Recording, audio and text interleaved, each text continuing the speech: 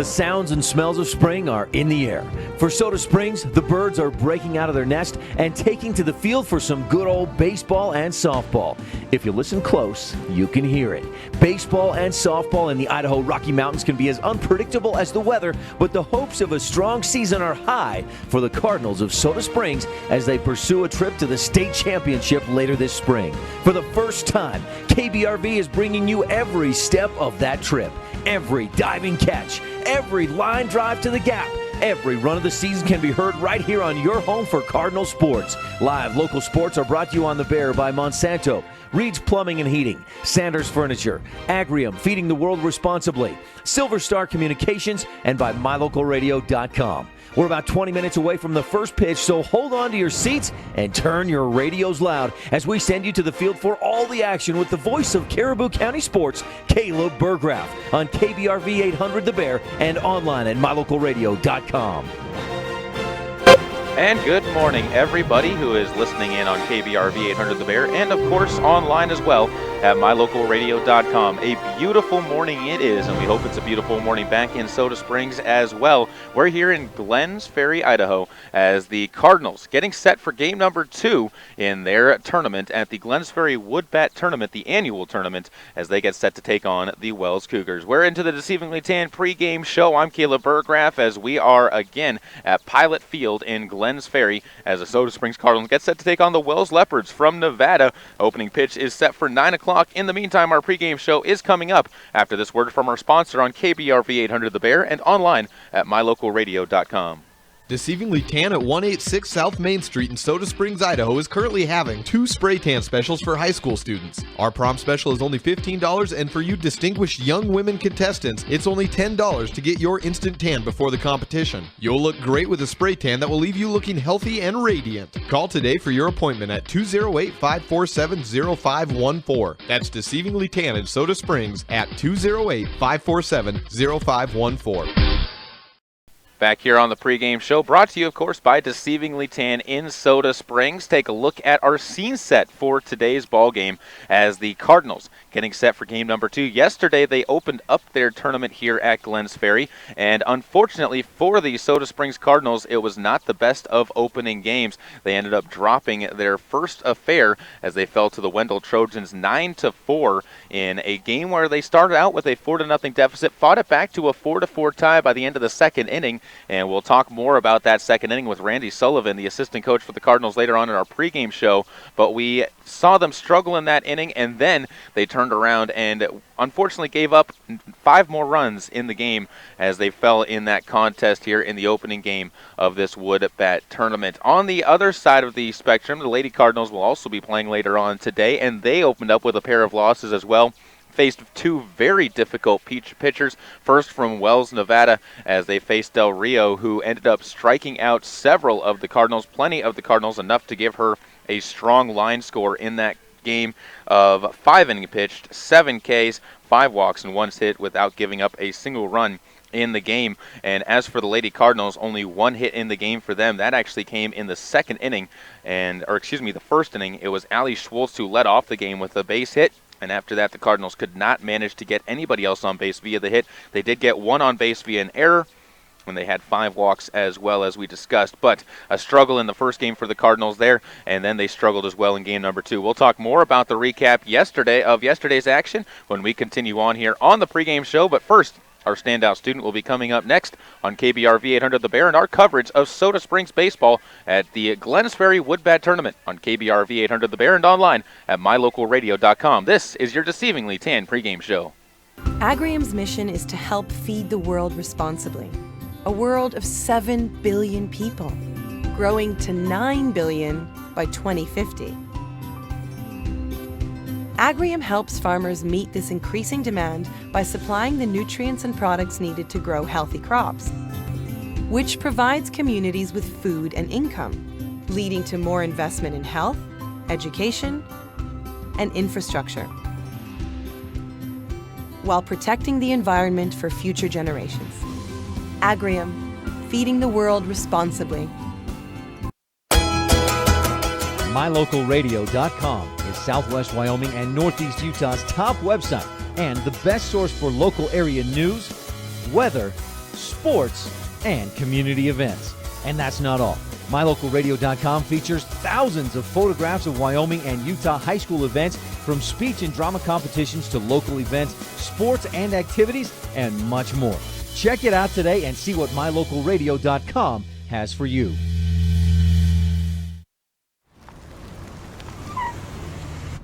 How'd I do? You'll get better. Tim can't wait to be a real driver. But for now, he's king of the online track thanks to Silver Star Communications high-speed internet.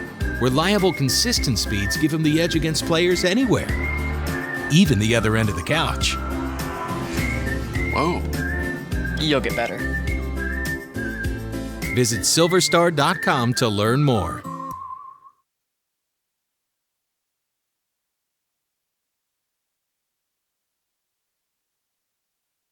Back here on the Deceivingly Tan pregame show on KBRV 800 The Bear and online at mylocalradio.com. The Soda Springs Cardinals baseball team getting set to jump out onto the field as they get set to take on the Wells Leopards from Nevada. And we had a chance to sit down with one of the Cardinal baseball players who's actually our standout student for today, Chris Lloyd.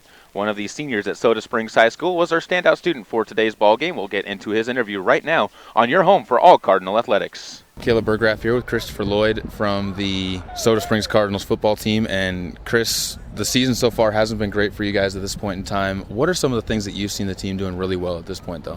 The things that I've seen really well is that, at first of the season, we've had a really hard time, but the things I've seen well come together is that we're coming together as a team a lot better than previous years for sure. I can recall multiple times when I was a freshman and sophomore when things weren't going good, teammates weren't nice, but as a senior now, all the seniors have came together and just decided that we're going to treat the underclassmen as a team, and it's gone pretty well together, and we treat each other a lot better on the field. Numbers so far for this team aren't necessarily great. You're anywhere from 16 to 13 kids in each game. Is dealing with adversity like this something that you think is going to make you stronger as the year goes on? Oh, of course. Being this last game, multiple players were injured, and I had to play everything and nonstop, and it made me learn how hard it is for the starters in actuality, and it just taught me to push it harder every time, and I hope it taught some of the younger kids who got playing time to step it up and push it harder every game. Coach Garbette's in his first year as a head coach here. What are some of the things he's done for this team that you've really been impressed with and really enjoyed having him out there teaching? He has taught us mainly that football isn't necessarily like where we're going in life. He's teaching us life goals like day by day, and he's probably helping us get ready for the real world. He's a really good coach. Caleb Burgraff here with Christopher Lloyd. And Chris, when you look at that last game against West Side, you guys were finally able to get your first offensive score of the year. Did that kind of release a little bit of a burden on the offensive side of the football? Yeah, definitely. Not being able to score on offense, and it's just really demoralizing, and the whole team's getting down. Defense is doing their part, but then offense can't convert, and then eventually the other team's going to score. And when you're having games where the other team's scoring multiple touchdowns and you're not getting any, it's just really sucks. But getting that score, it really taught us that even in the last part of the game, we still got to give it 100% and persevere. One of the things that has been a real bright spot for this team has been the defense in everything realistically but that West Side game. You've been in the games, and the defense has really played really well. What are some of the keys to the way this defense plays and what the coaching staff teaches you? The coaching staff has taught us that 11 players to the ball every time, and there's been multiple times where even a corner on the opposite side will run to the other side of the field and get a tackle just because coach has taught us never give up on a play, go to the whistle. Two more questions for you. And what is the ultimate goal of this season now that you guys have 4 games left? There's still a chance at making the postseason with 4 teams getting out of District 5. Is that the big goal for this team, or are there other things that you guys are striving for? I mean, every team has dreams of going to the state championship and everything, but in the position that we're in, it's game by game, play by play. We're just going to get better each time. When you talk about that game-by-game state, Malad is your next game, taking them on here at home. The Dragons are also coming off of a tough loss to Aberdeen in their last game. What are your expectations from them, and how big would getting a win against Malad be this year? It'd set the tone for the rest of the playoffs. It'd really give us an entryway into the playoffs because our team, we're driven off like our success. Our team, we have a hard time keeping wins going and stuff. So if we get a win this time, it'll be great. And we're angry after that one loss, so it'll be a great win for us for sure. Chris, thank you so much for taking the time. Good luck to you guys against Malad, and hopefully you guys can pull home a W. Yeah, man, thank you. Appreciate your time, too. Coach, that was Christopher Lloyd on KBRV 800 The Bear, and I think I actually might have played the wrong interview. We'll try and get his actual standout student interview up onto our broadcast later on. That was actually from the football season this year, so I apologize for the mistake made on that. We'll try and get that fixed. We're going to take a break right now, though, and we'll come back with his standout student interview on KBRV 800 The Bear and online at mylocalradio.com. There's an organization in southeast Idaho whose wildlife conservation efforts have been commended by the Rocky Mountain Elk Foundation, the Idaho Fish and Wildlife Foundation, and the North American Moose Foundation. Who is this organization? It's Monsanto. While Monsanto is honored by the recognition they receive, their ongoing dedication to the environment is its own reward for all of us. Monsanto. Imagine. Hi, this is John Ondrasik of Five for Fighting, here for RAD, the entertainment industry's voice for road safety. You know, style is a personal thing, and your lifestyle is your business. But if you take it on the road, it becomes everybody's business. So please, plan ahead, designate before you celebrate. Friends, don't let friends drive drunk. A public service announcement brought to you by RAD, the National Association of Broadcasters, and the Ad Council. One stop and get everything on your list. Gas, groceries, fresh deli items, lottery tickets, and all your fish and game licenses. Patterson Quick Stop in Soda Springs is locally owned and open 7 days a week. You can check the daily lunch specials every Monday through Friday on the Patterson Quick Stop Facebook page. When you need it quick, get it at Patterson Quick Stop in Soda Springs, 111 North Hooper. Go Cardinals! Welcome back out into the Deceivingly Tan pregame show on KBRV 800 The Bear. Good time to remind you that Deceivingly Tan has a special going on right now. If you are a high school student, $15 spray tans are available over at Deceivingly Tan.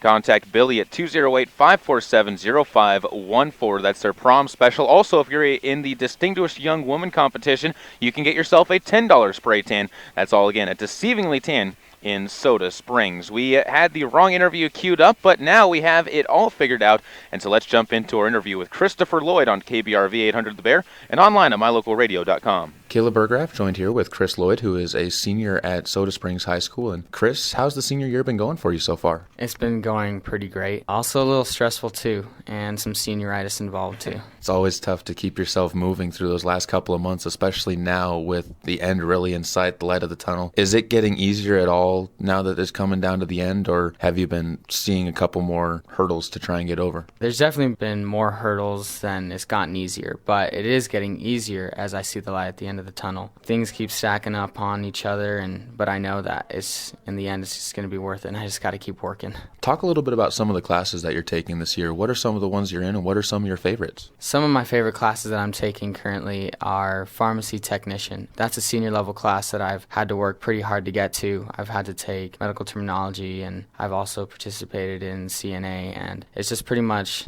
just stepping stones upon what I want to do later in my career. One of the other big things going on in senior year is also your senior project. What did you decide to do for your senior project? For my senior project, I decided to do bettering the community by assisting Caribou Memorial Hospital. What I'm doing for them is I'm helping them improve their discharge packet for their patients, and I did some job shadowing with Josh Torman. That also goes into what you're going to be going to college for, what you want to be going to college for, and being I'll actually explain a little bit more about what you were hoping to go to college for, because it's a lot to talk about. Yeah, I really wanted to become what Josh Torman is actually, or maybe even an anesthesiologist itself. Josh Torman, he's a certified registered nurse anesthetist in our town. He's in control of many of the pre-surgery anesthesia, so that's really what I want to go into. That's a good goal to have for yourself as you move forward, and I know you said you wanted to go to BYU with that. Teachers at this high school trying to help you get ready for college and get ready for life outside of this as well. Talk about some of the teachers that you've had and what you've learned from them as you've moved on. Yeah, I've really liked how Jeff Uskoski, whenever I've played baseball with him, he's tried to not make it that sports are everything, but he's pretty much pushed us that there's life after sports, there's life after high school, and he's trying to make us become better men. One of the other things that you were talking about for after high school is going on your mission, and one of the things that you can't do is decide which country you want to go to, but if you could choose any country in the world, where would you want to go on your mission and why? Probably Mexico, because my mother speaks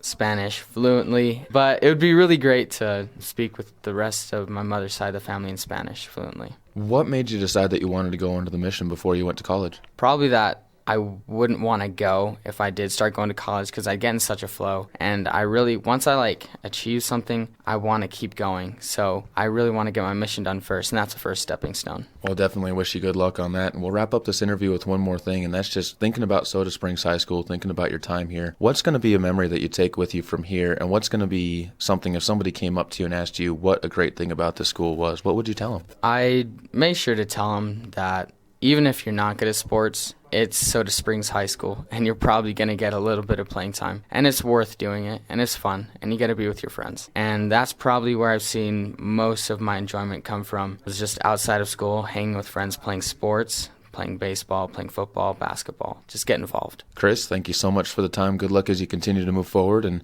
good luck on your mission as well. Thank you, sir.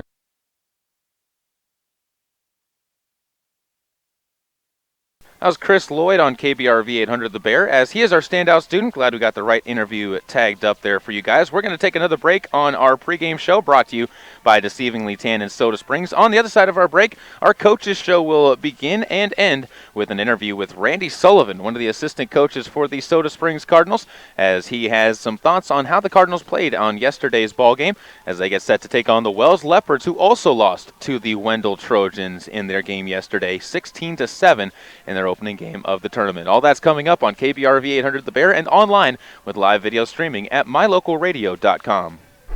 Whether or not you like winter, winter is upon us. There has never been a better time to convert to natural gas. Make this winter more comfortable and warm with a natural gas Lennox furnace from Reed's Plumbing and Heating in Soda Springs. The temperature outside doesn't matter. Keep your family cozy for years to come. For a new natural gas furnace, service on your existing furnace, or an in-home consultation, visit Reed's Plumbing and Heating today, 180 South 3rd East, next to the overpass. Reed's Plumbing and Heating. Natural gas worth asking for.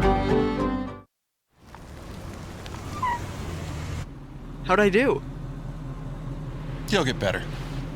Tim can't wait to be a real driver. But for now, he's king of the online track thanks to Silver Star Communications high-speed internet. Reliable, consistent speeds give him the edge against players anywhere, even the other end of the couch. Whoa. You'll get better. Visit silverstar.com to learn more.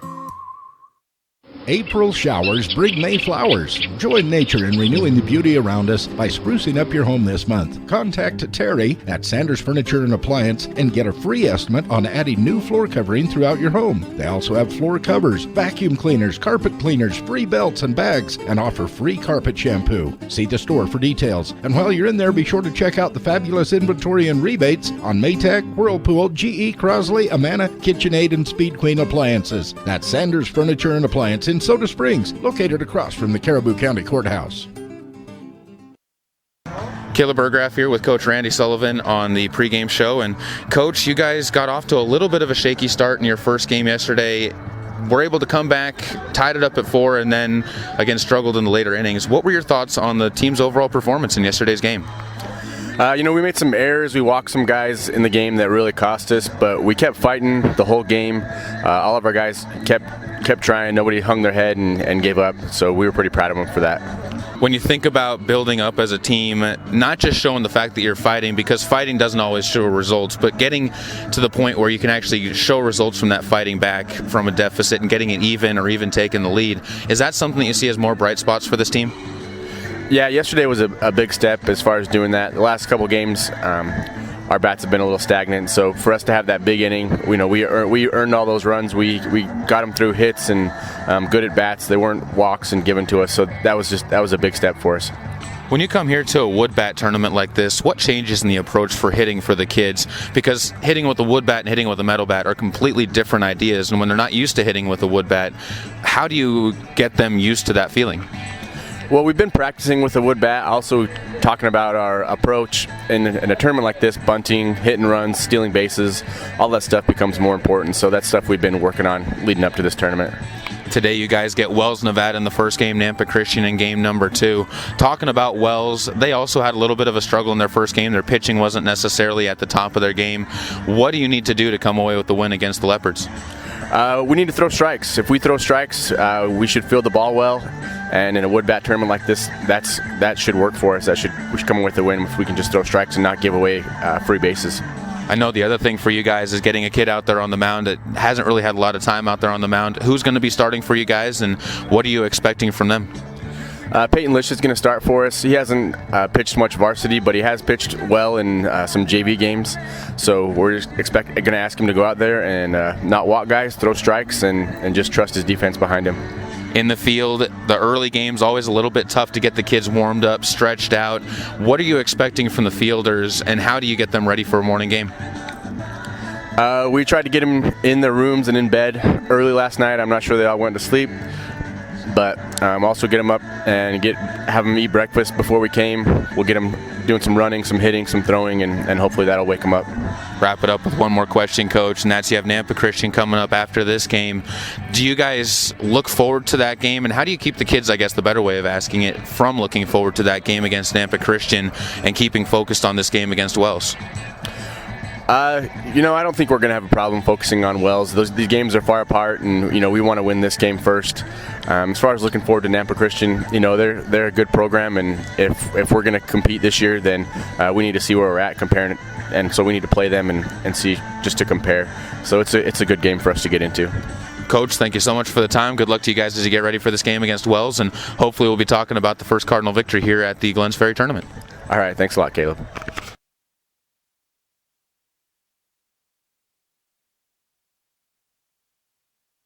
That was assistant coach Randy Sullivan on our pregame show, being brought to you by Deceivingly Tan in Soda Springs.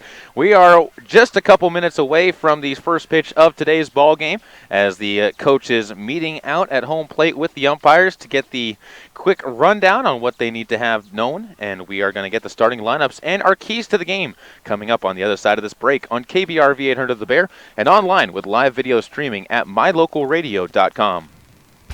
One stop and get everything on your list. Gas, groceries, fresh deli items, lottery tickets, and all your fish and game licenses.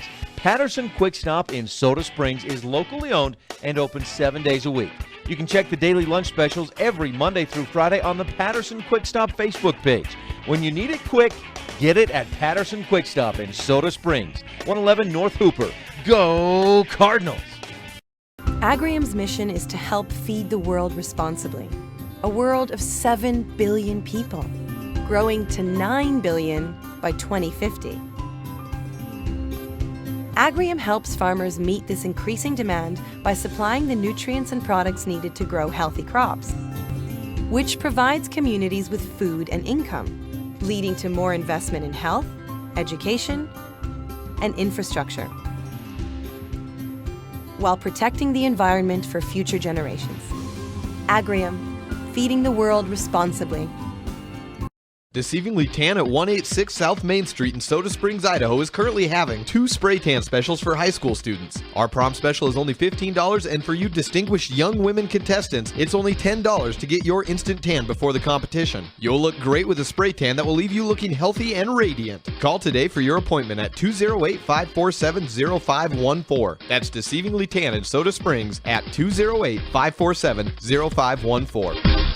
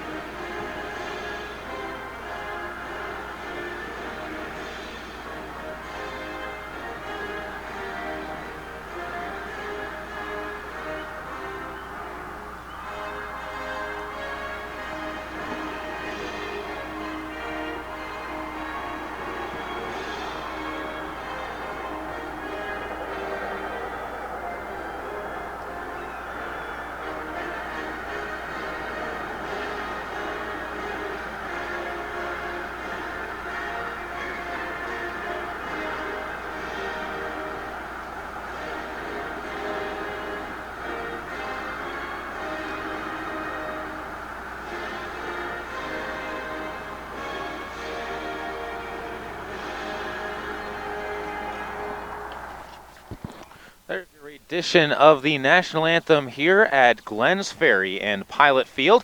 And the first game of the day is getting set to get underway. The Soda Springs Cardinals taking on the Wells Leopards.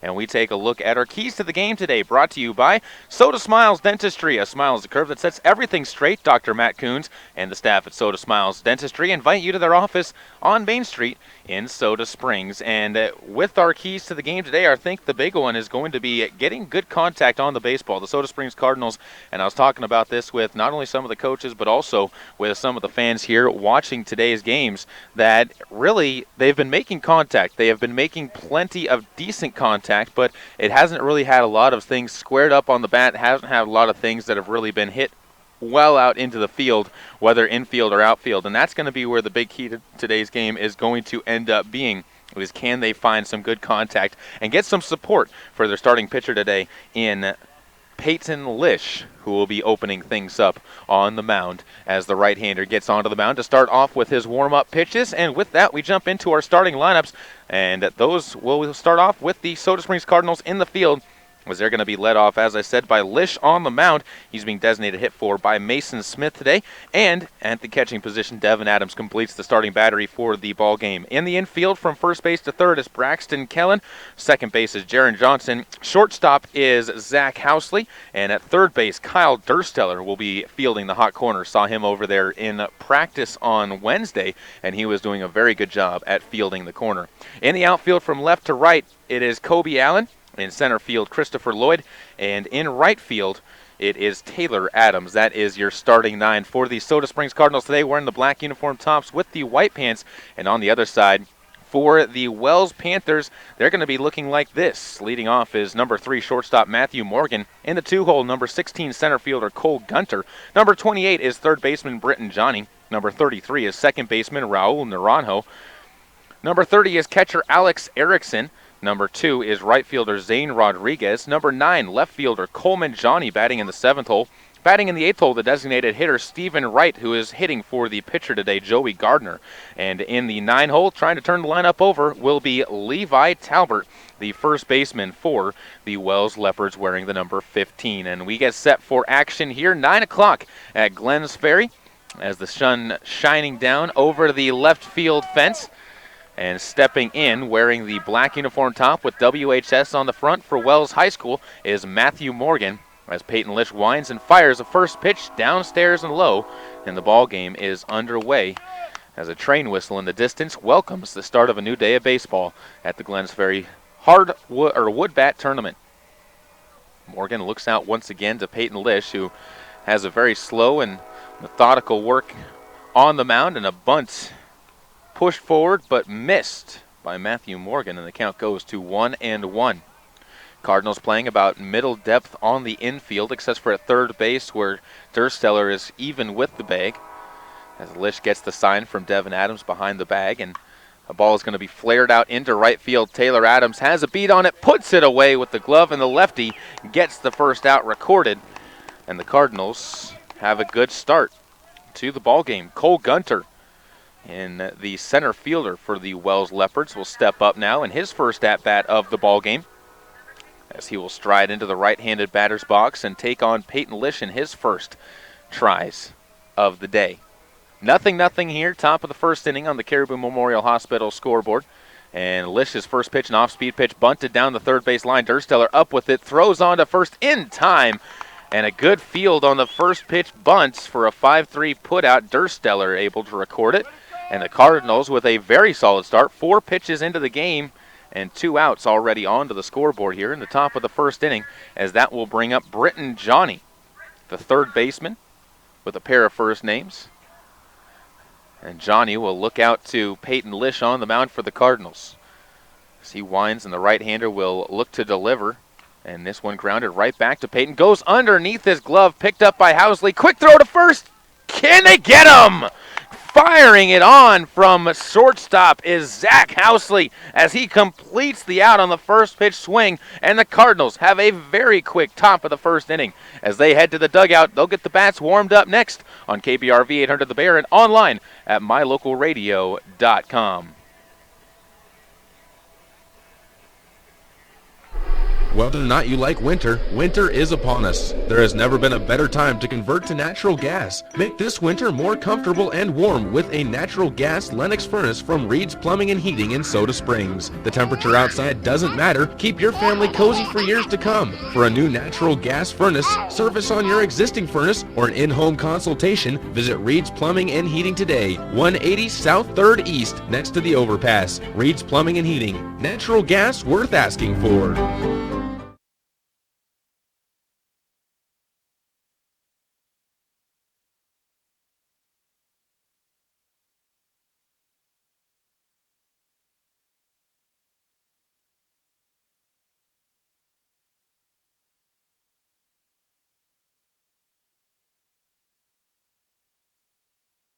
Welcome back out to Glenns Ferry, Idaho on KBRV 800 The Bear as the lineup's getting turned over and the batter's box has been submitted to the Cardinals as they get their chance to try and line some hits up and get themselves onto the scoreboard here. Nothing, no hits, no runs, no errors for either team on the scoreboard out in right center field at what is a beautiful field here in Glenns Ferry. And talking with the coaches, it's been a process of 20 years, going on 21 this year, for them to put this field together.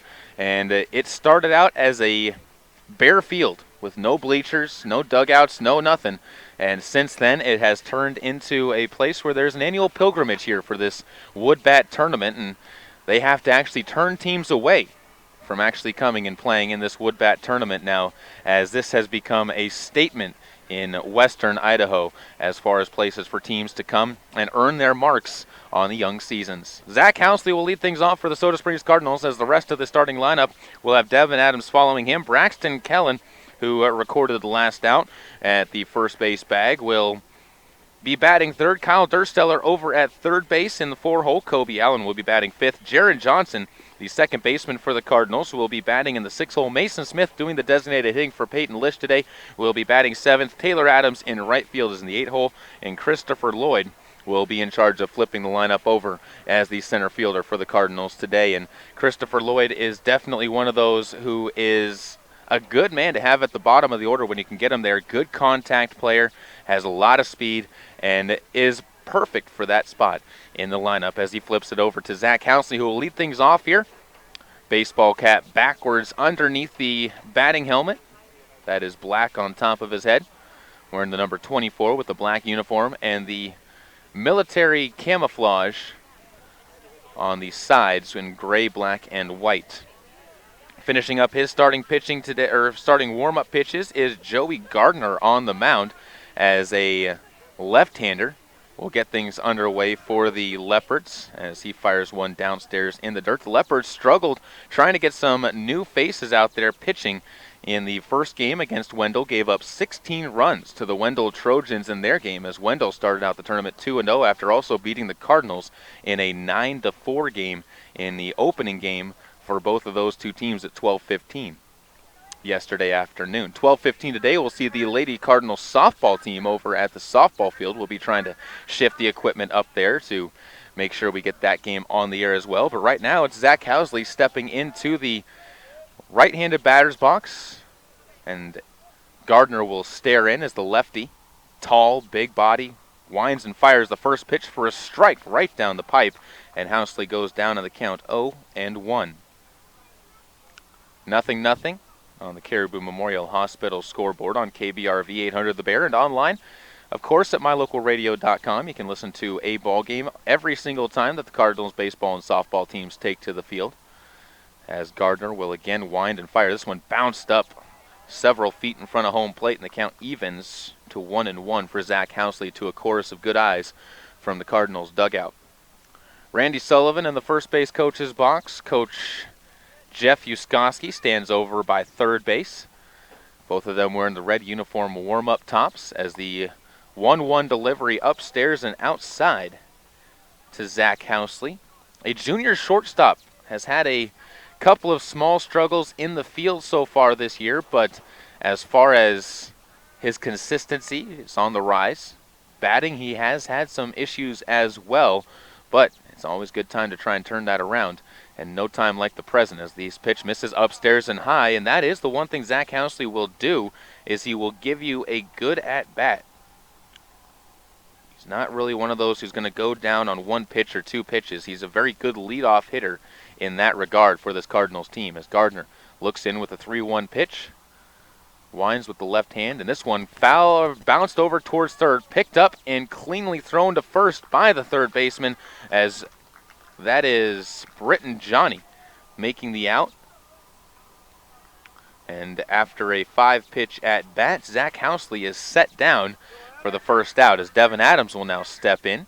Wood bat tournament here today, as these two teams not being able to play with the normal metal bat, so the outfields are playing very shallow, as even in center field, the center fielder for the Wells Leopards, as this pitch is upstairs for a ball to Devin Adams, very close to the top of the zone, but a good eye by the Cardinals backstop.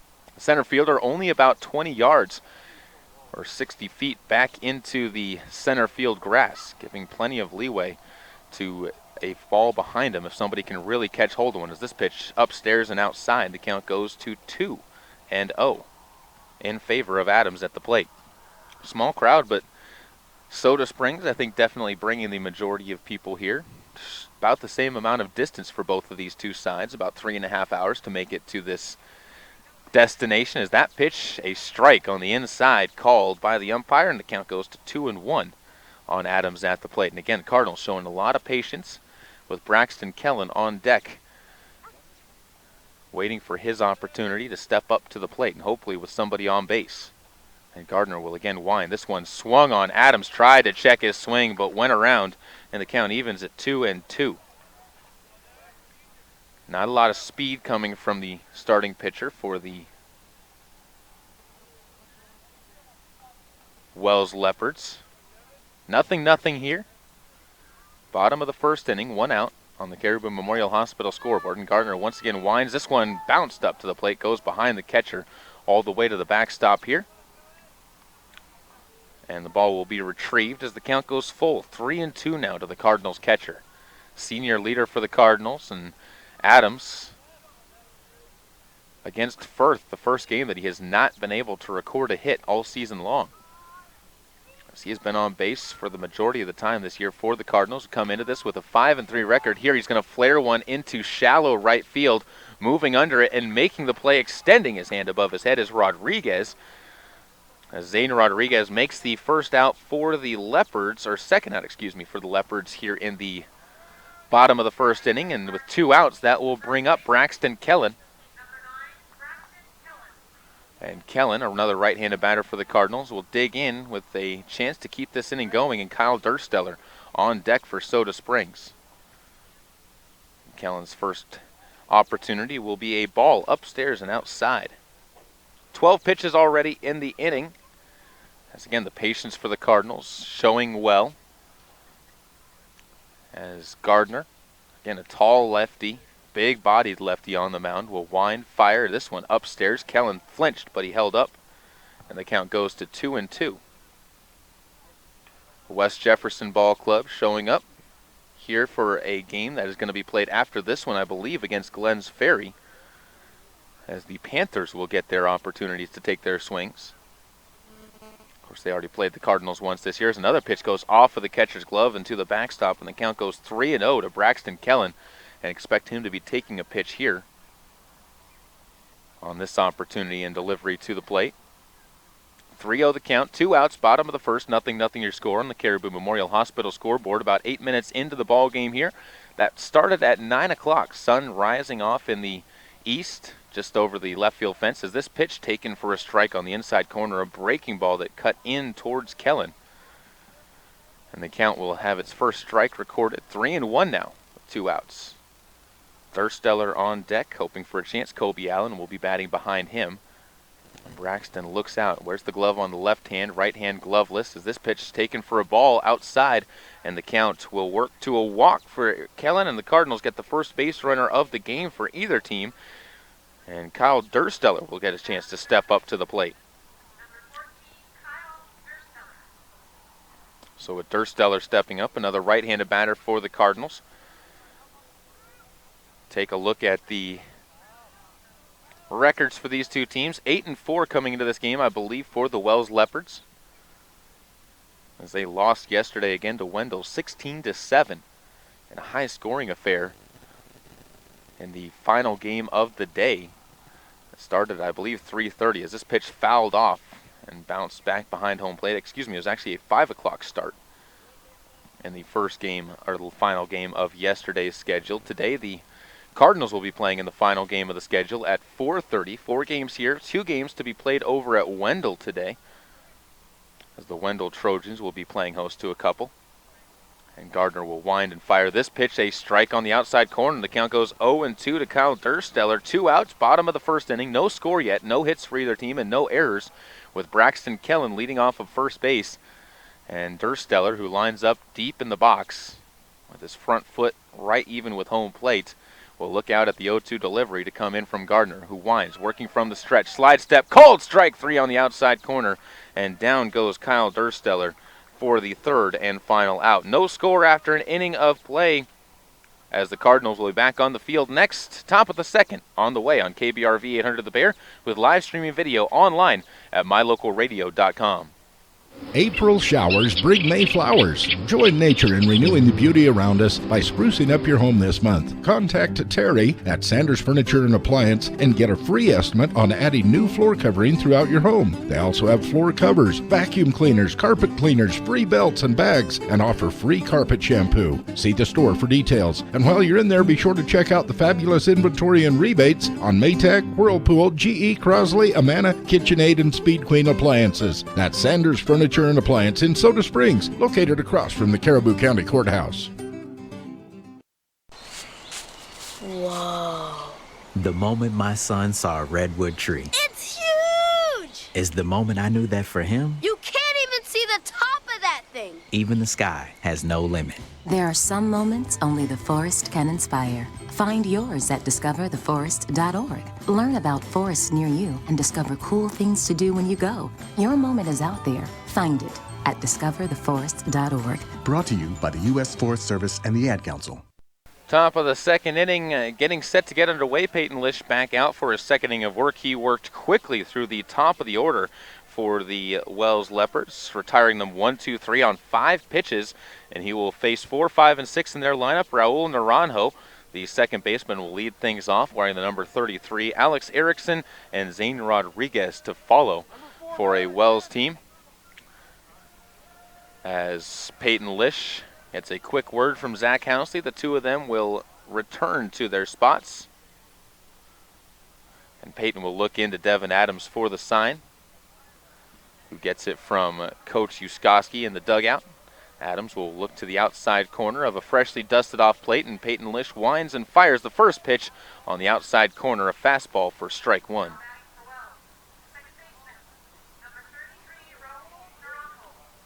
Completely different pair of innings for these two pitchers, or pair of first innings. A very quick inning for Lish, a very extended inning, as this pitch from Lish well upstairs and outside misses everything but the backstop, and the count goes even at 1-1.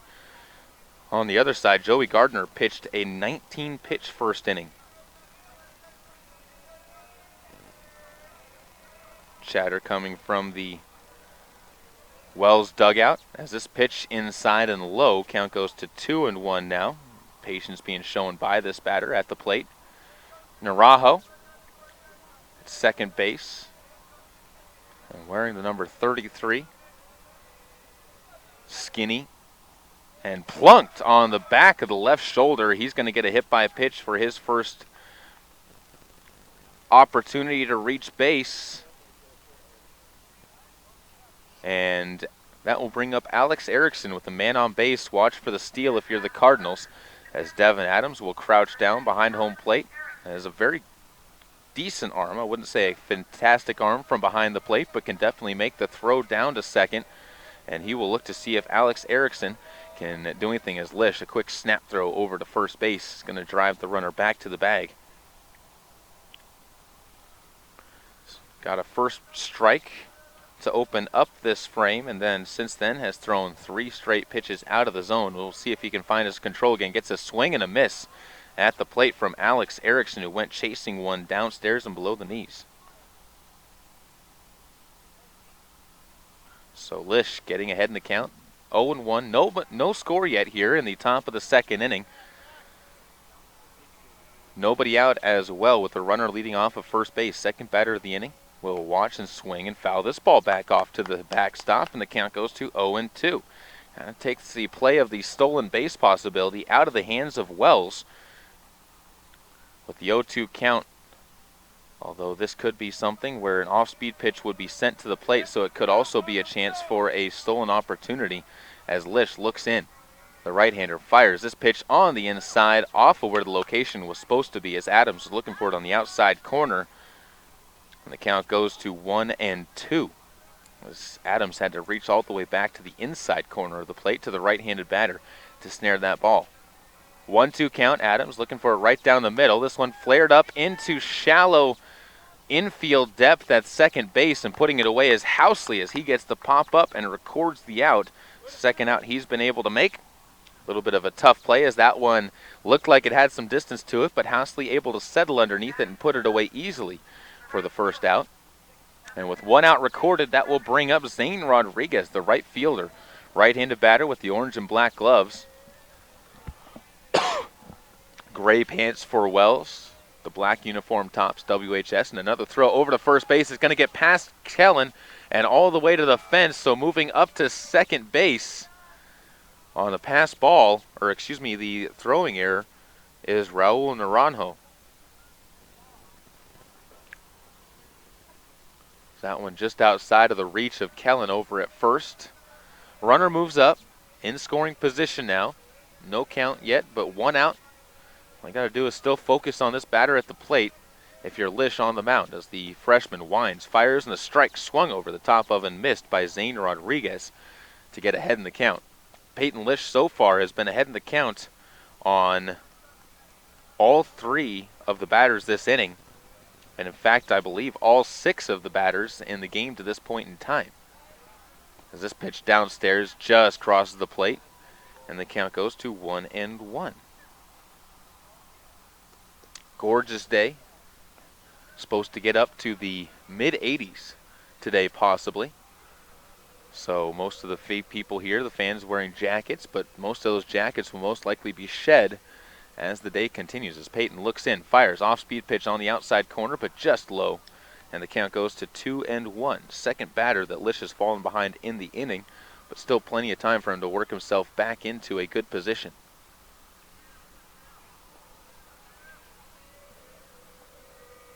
Wells bringing quite a large number of people, their entire roster to this tournament, as a bunt trying to be laid down by Rodriguez is missed foul and goes back to the screen. So the count will move to 2-2 now, even with a chance for the Cardinals to get out of this batter with two outs. As a payoff pitch coming up for Lish with a ball to work with. 2-2 the count, one out. Top of the second inning, 0-0 your score on the Caribou Memorial Hospital scoreboard. No wind as the flags sit idly in center field. And the 2-2 pitch just a hair low. Count moves full. 3-2. There's one error on the scoreboard. That one unfortunately attributed to the Cardinals. And Lish, the 3-2 delivery upstairs at the letters and inside. And it's a 6-pitch walk to put runners now on first and second base. Pilots still without the benefit of a hit, but are showing a lot more patience at the plate as Coleman Johnny will step in, the left fielder. Bottom of the order. In the bottom third, a good chance for the Cardinals to get out of this. Got to try and get out of here without giving up any runs. You want your offense to be able to strike first and not have to play from behind as Lish looks in here in the top of the second inning. Winds, bump being shown, put down by the left fielder. Picked up by Lish, fielded cleanly, throw to first base in time to record the out. So the sacrifice bunt will move the runners up to both second and third base. And we'll see if the Cardinals can get out of this frame without any damage. Stephen Wright, the designated hitter, will come up to the plate now with a pair in scoring position. Single could possibly score a pair with some decent speed. It looks like on base with Zane Rodriguez and Raul Naranjo. And Lish will wind. This one bounced up to the plate. Good block. Comes from Devin Adams. And Adams takes a look over to the dugout to get the sign from the coach. Lish winds once again, fires this one, swung on, fouled at the plate. Got inside and jammed the designated hitter, Stephen Wright. Fouled it off of his fists, and the count will go to 1-1. 2 outs here, top of the second inning on KBRV 800 The Bear. And, of course, online at mylocalradio.com. And the first game of the day here is this ball fouled at the plate as well. Swung over the top and just bounced it off the bag. And with a 1-2 count, a couple pitches to play with for Lish on the mound. The freshman again looks in. Rock kicks the leg, and the right-hander fires a pitch on the outside, trying to get Wright to go chasing a fastball off the plate and low, and holding up his right. Wells' dugout continues to make noise, trying to give their batter the edge. What has been a quiet morning so far. Lish sees this one grounded over to short, spearing it with the glove and firing to first base, but off of the glove of Kellen is the ball. Runners coming home, throw home off of the plate as well, and it's going to be a 2 RBI hit for Stephen Wright. A tough play for the Cardinals, needed to be made but could not be made. And unfortunately, it's going to have to go down as another error on the Cardinals. I think you need to call that one on Housley for a bounce to the glove of Kellen. Just tried to rush the throw a little bit. So a runner on first base, 2 RBIs in. And Lish will wind, fires. This a pitch to a strike on the inside corner. Levi Talbert at the plate now, with an 0-1 count facing him. 2-0 Wells on top as the error again charged to Housley.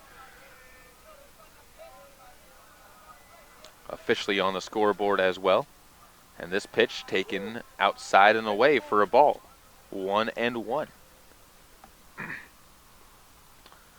Still that runner over on first base, so the designated hitter Stephen Wright leads off of second. The run's officially unearned for Peyton Lish now with 2 outs here. Anything else to score in this inning is unearned as well, as this pitch misses 2-1.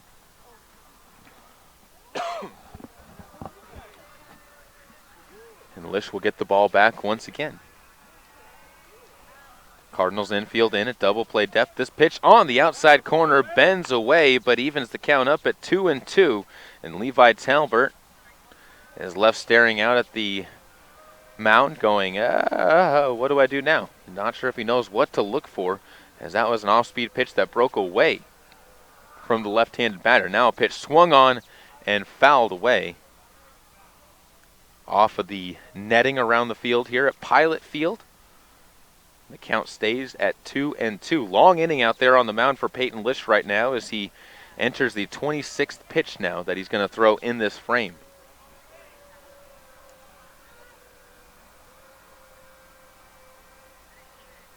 He looks over to first base, checks the runner, and Wright now comes set, working from the stretch. Slide step is swung on and missed, strike 3. That'll do it for the inning. The Leopards strike for a pair. No earned runs, though, in the inning as they all reached on walks and a couple of errors by the Cardinals. Back after this with the bottom of inning number 2, on KBRV 800 The Bear with a score at 2-0 on the Caribou Memorial Hospital scoreboard. There's an organization in southeast Idaho whose wildlife conservation efforts have been commended by the Rocky Mountain Elk Foundation, the Idaho Fish and Wildlife Foundation, and the North American Moose Foundation. Who is this organization? It's Monsanto. While Monsanto is honored by the recognition they receive, their ongoing dedication to the environment is its own reward for all of us. Monsanto. Imagine. Welcome back out to Pilot Field on KBRV 800 The Bear and online at mylocalradio.com. 2-0 the lead for the Wells High School Leopards, wearing the orange, black, and gray today as the road team. Cardinals wearing the black, red, and white of the home team, as neither team able to record a hit so far in the game. But that looking to change as the Cardinals will be stepping up to the plate, trailing by 2 on your Caribou Memorial Hospital scoreboard. We were talking to you and discussing it in the pregame show, brought to you by Deceivingly Tan, that the Cardinals bats really needed to find a little bit more of an opportunity to get some swings, good contact on the ball, and unfortunately that did not happen in the first inning, but there's always a chance of that to change. It'll be the bottom or middle of the order as Kobe Allen, the number 5 hitter, will step up. Jaron Johnson and Mason Smith to follow, all against the big left-hander on the mound. And Joey Gardner, who threw 19 pitches in his first inning of work on the mound. If the Cardinals can continue that, they could work him into a difficult situation. These games are timed, 2-hour maximum time limit for these games. And already 25 minutes of the time amount left for this game has expired off of the clock. 9:30 about the time here, 9:25 to be exact here. This beautiful Friday morning. Blue skies scattered with some clouds, white off in the distance to the southeast as a haze of clouds overhead. But mostly blue skies with the sun beating down from the left field fence and right straight away from left field as the shadows extending towards the first base line for all the players on the field. As the final warm-up pitch thrown, quick snap throw down to first base, comes from the catcher behind the plate. Everybody's going to meet at home plate. The catcher, Alex Erickson, actually wearing a warm-up today, as he will make the jog back to home plate and get things underway here. Cardinals down 2-0 once again on KBRV 800 The Bear and online at mylocalradio.com. Thank you for joining us on this beautiful morning. Score sits at 2-0 as Kobe Allen will step in, right-handed batter. And the first pitch to him outside, well away for a ball, and the count goes to 1-0.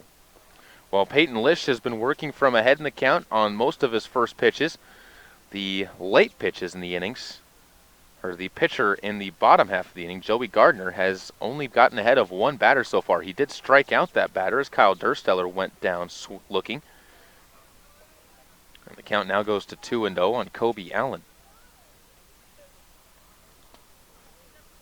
Allen was the subject of our interview that we had after the Firth game and said this series, not any district games lined up for them as Kobe Allen gets ahead now 3-0. All about trying to give themselves a little bit of a more team cohesiveness and trying to build on things as 3-0 in the count.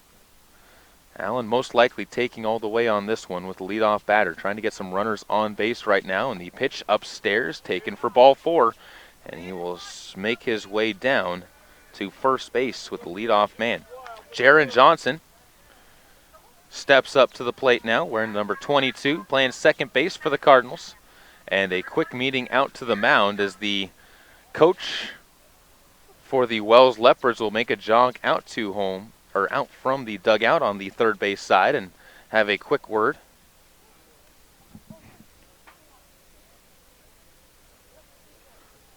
Just trying to calm his pitcher down, you would assume. Doesn't look like they're going to make any switch at this point in time. Mason Smith on deck for the Cardinals, another right-handed batter, as Jaron Johnson goes over, has a quick word with Jeff Yuskoski. See if the Cardinals try to put anything on, maybe a bunt, to try and move Kobe Allen into scoring position.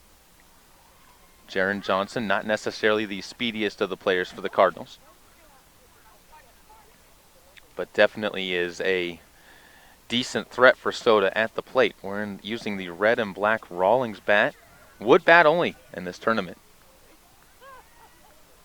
One of the joys of baseball that you can see is you have a choice between wood and metal bats at some of these. And this is one of those tournaments that has chosen to be purely wood, as this pitch upstairs and outside, count goes to 1-0. 5 straight out of the zone coming from the pitcher Gardner. It's the count to 1-0. He sets.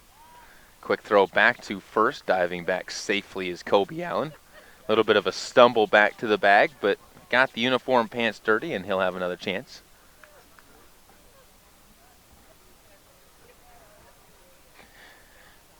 And Jaron Johnson will look back out again. Right-handed batter, takes a pitch.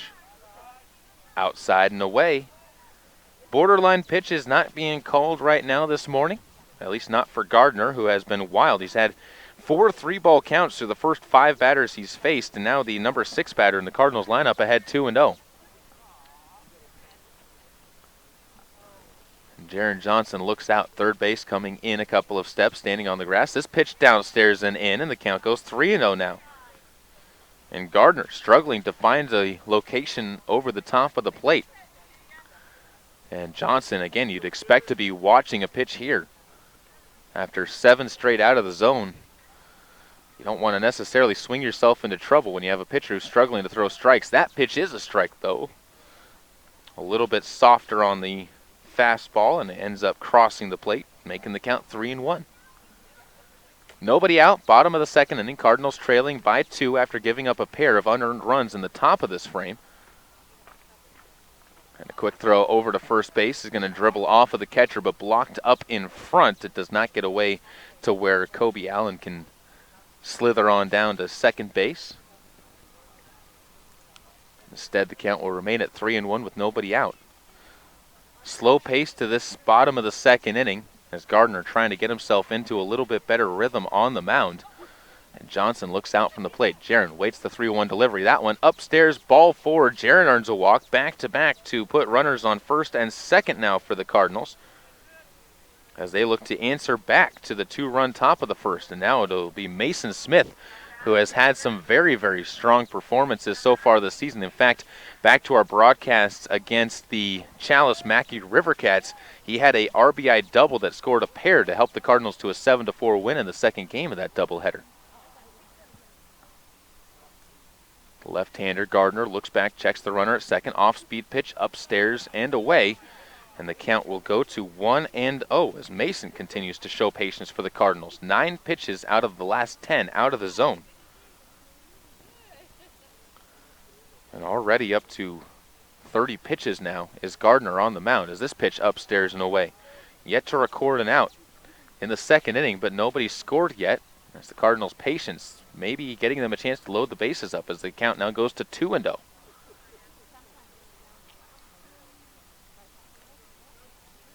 Again, beautiful morning. On deck, Taylor Adams, left-handed batter, the only lefty in the lineup for the Cardinals, as another pitch misses downstairs, scooped up behind the plate by the catcher in Erickson. But another 3-ball count for Gardner on the mound, and now coming out to have a quick word with him is the second baseman, Raul Naranjo. He comes out just trying to console his pitcher, it looks like. Just giving him some confidence. Trying to help him along in the situation they find themselves in. 3-0 your count. Nobody out. Runners on first and second. Expect this to be a taken pitch, and that is taken as well. Ball 4 on the outside. And the count will load the bases up. And without the courtesy of a hit, the Cardinals have put an immense amount of pressure onto the pitcher in Joey Gardner, as Taylor Adams will step up to home plate now. And the infield will be brought in just about even with the grass almost all the way around. First base playing back behind the runner and Mason Smith, who has a very short lead at first. Shortstop also playing back, but second and third both up to the bags, or up to the edge of the infield grass here at Pilot Field, as another pitch misses outside and away to the left-hander Taylor Adams.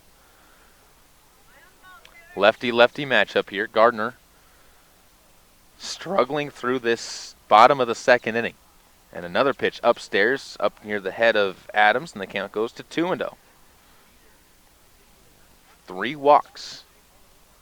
And all 3 of those on base right now for the Cardinals. Allen at third, Johnson at second, Smith leads off of first. Taylor Adams at the plate with an RBI situation. He'll take another pitch upstairs. That makes it 3-0 now. The control for Joey Gardner on the mound just is absolutely not there. And the pitcher has yet to record an out and has only thrown 1 strike in this entire inning. And 15 balls out of the 17 that he's thrown. He'll rock, fired. This one, that's a strike over the middle.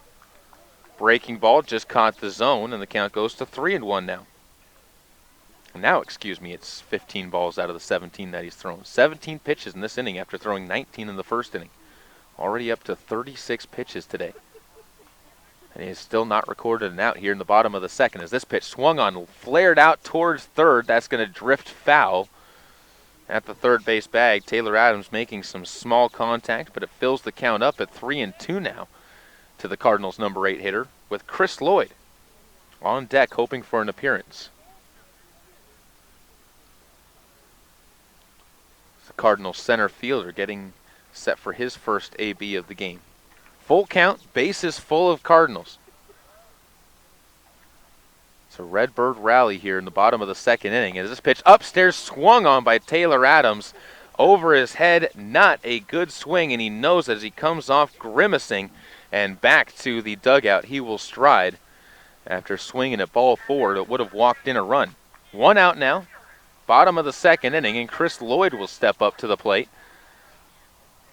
Chris, with his extended batting stance, with the left arm crossing his body almost the entire way, will take a first pitch ball on the outside.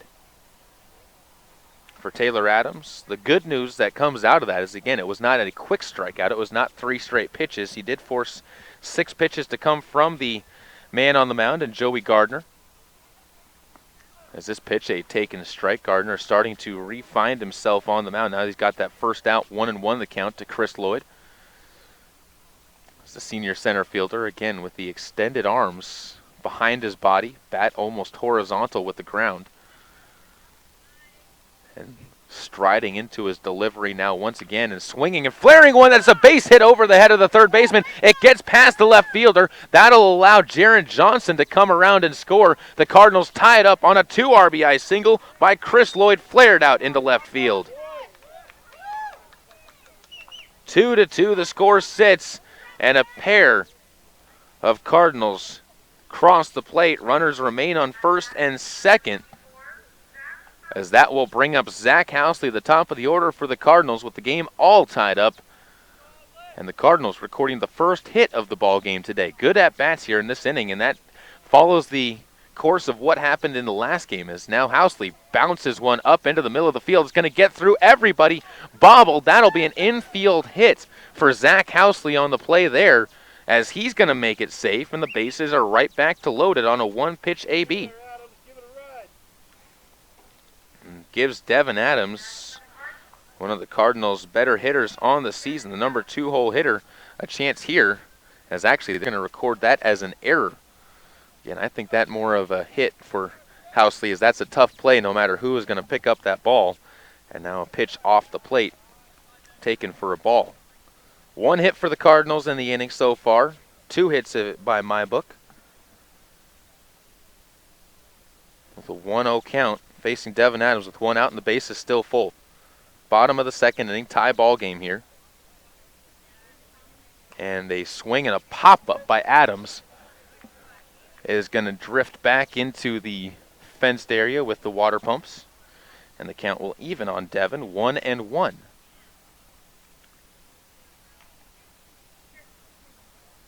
Adams, his first time up, flied out to right field, a pop-up. That was to shallow right field. Now takes a pitch upstairs and away. Count goes to 2-1. To look at the umpire to make sure, but off the plate and upstairs. And Gardner again begins his struggles once more at the plate. Or on the mound, I should say. Long inning here for the starter for the Leopards. Making the 3.5-hour trip from Wells, Nevada. They have a school that is not the largest, as this ball bounded down the first base line, but foul into the corner of the fence. Several fans sitting down in the fenced-in area on the right side, as there are 4 sets of bleachers here. The main ones behind home plate, split off on the right and left, and then another pair of alternate bleachers as Adams swings and misses at a 2-2 pitch, can't catch up to it, and is fooled by the off-speed for the second out, as that'll bring up Braxton Kellen, who walked his first time up, and a walk here would drive in that go-ahead run for the Cardinals. 2-2. Cardinals with a pair of singles in the game. tied up ball game. And Kellen looks out. This one bounced up the home plate for ball 1.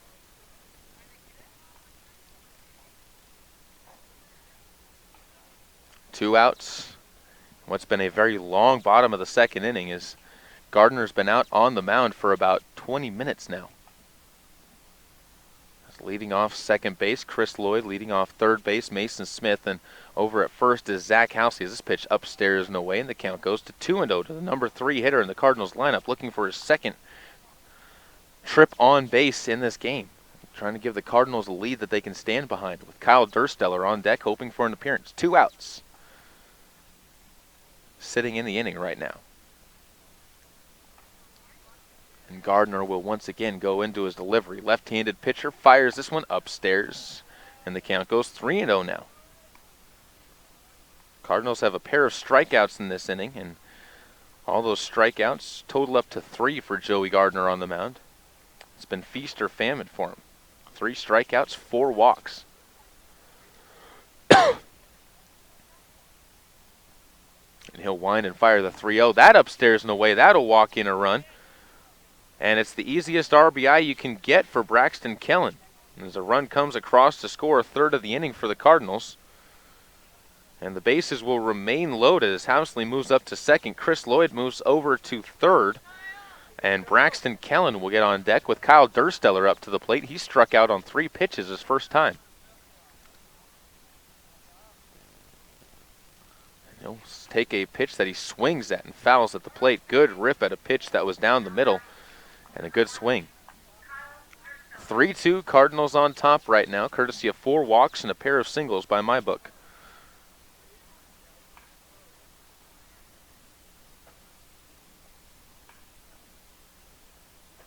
And Dursteller will again take this pitch fouled back right to us. And the count will go to 0-2. Second straight 0-2 count that Dursteller's faced in the batter's box. Dursteller, a sophomore for the Cardinals, one that is focusing on keeping a positive attitude through the season, as it's going to be one as this pitch gets past the catcher, sliding in and safe with the head first slide on the pass ball is Chris Lloyd, as he takes home and gives the Cardinals their 4th run. Great dive to the bag, or so the dish, as he slides across, messes up the uniform, but gets the Cardinals a 4-2 lead as they've struck for 4 in the inning with a 1-2 count. Facing Kyle Dursteller at the plate with 2 outs and runners now at second and third. As Kellen leads off second, Zach Housley leads off of third. And the 1-2 delivery, winded, fired, and this one swung on, dropped by the catcher. He'll pick it up, throws on down to first, pulls the first baseman off the bag. A run will come home to score on the error, and reaching on the strikeout but pass ball is going to be Kyle Dursteller. It won't be an RBI for him, but the Cardinals will get the run. And staying at second base, unable to move up, is Braxton Kellen. So runners will now be at first and second, and Kobe Allen, who walked to lead off this inning, will get another chance to bat. 5 runs in the frame for the Cardinals, and more bats still coming up as this pitch misses upstairs. That'll be ball 1. Allen still yet to see a strike in today's game. 5 balls in the 2 at-bats that he's faced so far. As Gardner will wind, fire, runner takes off. Kellen's gonna jog up to third base. Also moving up behind him is Dursteller to second. So a stolen base for each of the Cardinal runners. And Kobe Allen gets ahead now 2-0 in the count. On deck, Jaron Johnson looking for his second at-bat of the inning as well. 5-2, Cardinals on top on your Caribou Memorial Hospital scoreboard here in the second inning. As this pitch upstairs and missing. Tight strike zone right now, and for Gardner, it's got to feel like it's the size of a bottle cap, as he has found plenty of issues, unless the Cardinals have swung at some of his pitches, of finding the strike zone. As the left-hander will again rock, kick, fire, and this pitch taken for a strike down the pipe. First time that Allen's gotten a chance to see where the strike zone's at today. as the count goes to 3-1 to the Cardinals' number 5 hitter. Led off this inning with a walk and a base open, so a walk here for the Leopards not going to hurt them necessarily.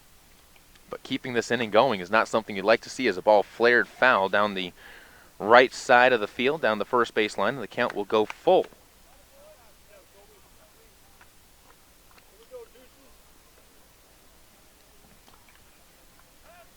And Allen will get to jog down to first base.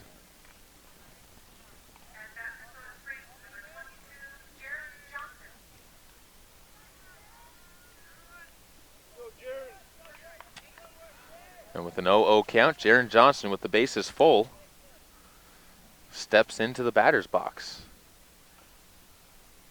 And he'll swing at the first pitch on the outside corner. The count will go to 0-1 to the Cardinals' second baseman. Looking for a hit here to blow this game open. 5-2 with a 5-run inning here for the Cardinals in the second. Gardner will rock and fire once again. This pitch upstairs, an off-speed pitch he couldn't get on top of, and the count evens at 1-1. Too many pitches here in the inning if you're a fan of the Leopards.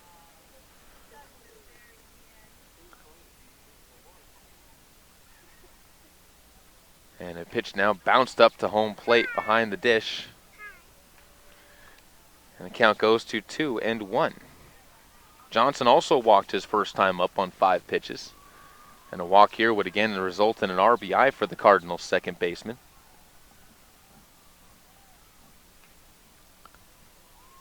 A kick and a fire. Swing and a high cheese coming from the pitcher Gardner. And the count goes to 2-2 as Johnson late on that one.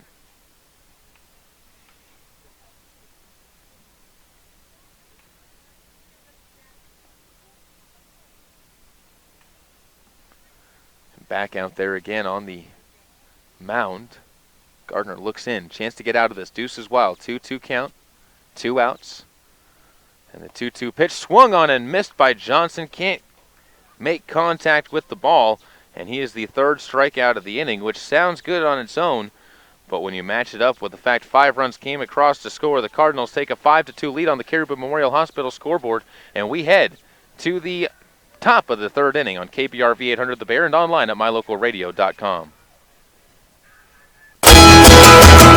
MyLocalRadio.com is Southwest Wyoming and Northeast Utah's top website and the best source for local area news, weather, sports, and community events.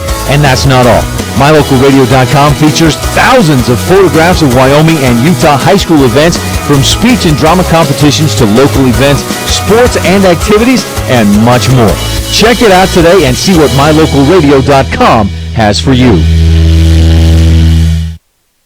Would your business survive a disaster?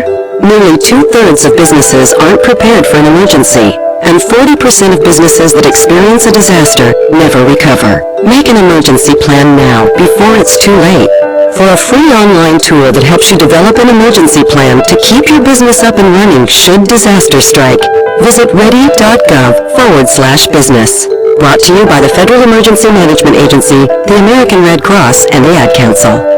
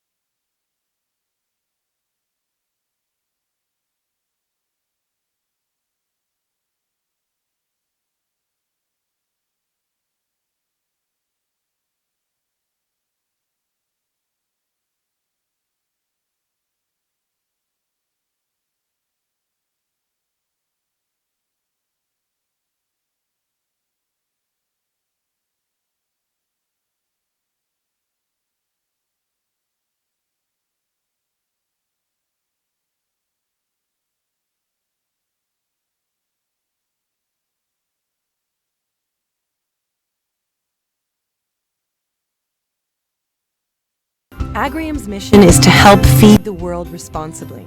A world of 7 billion people, growing to 9 billion by 2050.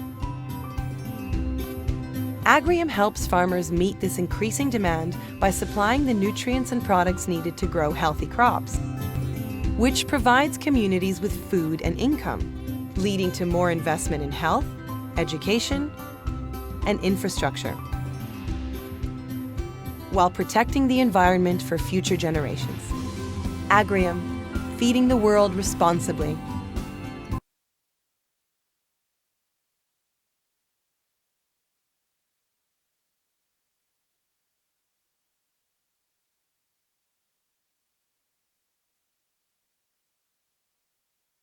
Welcome back out to Glens Ferry, Idaho on KBRV 800 The Bear. Cardinals with a 5-2 lead as we head to the bottom of the inning on the third after the Cardinals work and essentially a 1-2-3 top of the frame.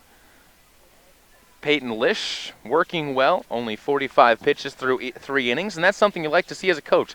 If you can average 15 pitches an inning, that's not necessarily a bad number to have out there on the mound. On the other side, already up to 65 pitches is the pitcher Joey Gardner, who comes out for his third inning of work, and he will look to try and find his successful strike zone once again. After giving up 5 runs to the Cardinals in the top of the frame, or last inning, we'll see if he can calm himself down. He'll face the bottom of the order, Mason Smith, Taylor Adams, and Christopher Lloyd coming up to the plate for the Soda Springs Cardinals after what was a very quick inning for the Cardinals in the field, helped along by some very, very good fielding plays on the defensive side, including a long throw across the diamond on a short hop picked up by Kyle Dursteller, and then Devin Adams making the smart play, trapping the runner in Britton Johnny after he was able to make it on base after being hit by a knuckleball. And he got caught up in between first and second. The throw from Adams ended up nailing him at second base as Housley applied the tag, and the Cardinals were able to come away with the win. While we're here, the Soda Springs Cardinals hosted a track meet, in their yesterday, I should say, and we'll give you some of the results from that track meet. As at the meet, Water Springs, Soda Springs, West Side was there, North Gem was there, also Rockland.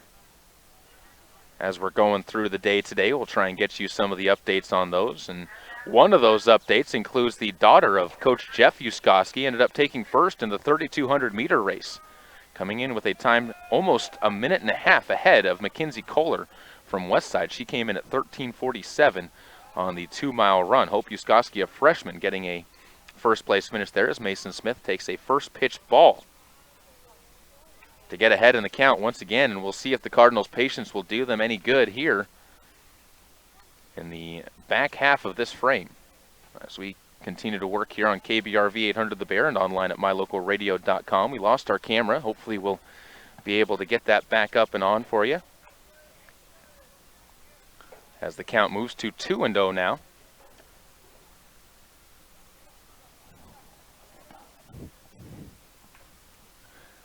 And Gardner will miss once again with a pitch as the count continues to see struggles on the mound for the pitcher of the Leopards from Wells, Nevada. Camera back up and running. Apologize for the issues that we had there with that one.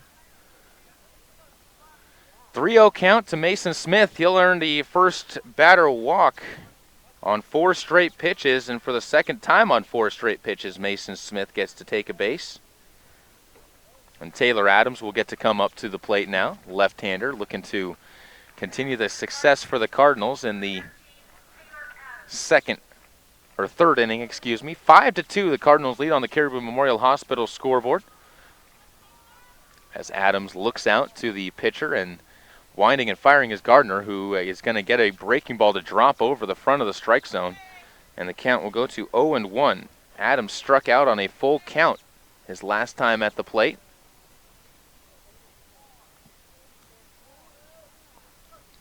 Now looks out once again, and a quick snap throw down to first base is going to have Mason Smith diving back to the bag, but he's there at plenty of time.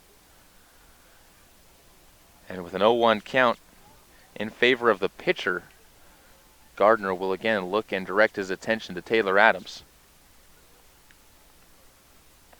And he'll swing and miss at a fastball on the inside, and the count goes to 0-2 to the younger Adams. Devin Adams, his older brother. The two of them look nothing alike each other, but you talk to them, they confirm it, they are related.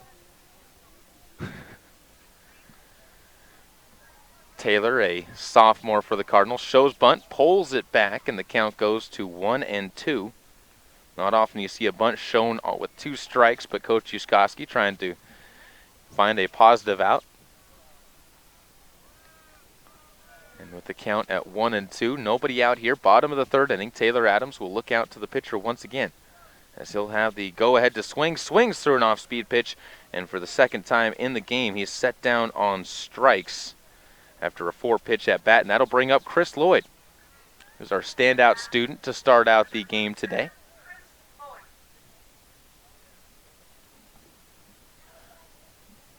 Lloyd will have to back out, is now coming out to the mound to have a discussion. The head coach of the Leopards, I believe this is Steve Rodriguez, is going to make a pitching change, and we are going to see a new pitcher out there after the out's recorded.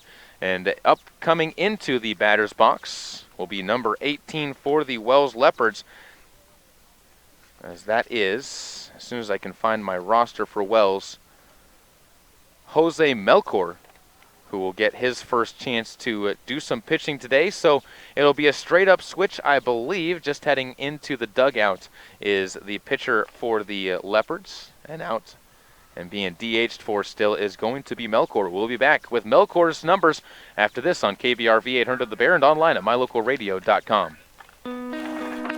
There's an organization in southeast Idaho whose wildlife conservation efforts have been commended by the Rocky Mountain Elk Foundation, the Idaho Fish and Wildlife Foundation, and the North American Moose Foundation. Who is this organization? It's Monsanto. While Monsanto is honored by the recognition they receive, their ongoing dedication to the environment is its own reward for all of us. Monsanto. Imagine. Welcome back out to Glenns Ferry, Idaho. Pilot Field here in Game 1. Halfway through Game 1 as the 1 hour mark has officially ticked by. The Cardinals leading this game 5-2. As we remain in the bottom of the 3rd inning with 1 out recorded and a new pitcher coming in, and that will end up being the big body of Jose Melchor. A freshman is going to get his turn out on the mound, and this is something that I was talking about with the assistant coach for Wells. They said they are trying to get some of their younger kids some experience out there on the mound. They don't necessarily have a ton of major pitchers that they can throw out there when it comes down to the big issues, and they also have a lot of freshmen on this year's team. As looking down their roster, they have 9 freshmen on the roster this season, so trying to get some of the younger kids some experience in a varsity level is never a bad thing, and that is exactly what Melchor is going to try and do. Is he will be answering the call going against the freshman for the Cardinals for Peyton Lish for the remainder of this game, as Chris Lloyd will jog out into the on-deck circle and now into the batter's box as Melchor will get ready for his first deliveries to the plate, trying to keep the lead where it's at for the Cardinals. 3-2, or 3-run lead, 5-2, your score on your Caribou Memorial Hospital scoreboard. Back into the batter's box, Chris Lloyd will step in. The right-hander looks out to Melchor, who checks over on Mason Smith at first base, who walked to lead off this inning. And the right-hander will wind and fire a pitch swung on by Lloyd. Ball dribbles away. Smith takes off for second, and he was going on the pitch, so it will be a hit and run that results in a stolen base. And a first pitch strike as Melchor gets the out, or gets ahead in the count against Chris Lloyd.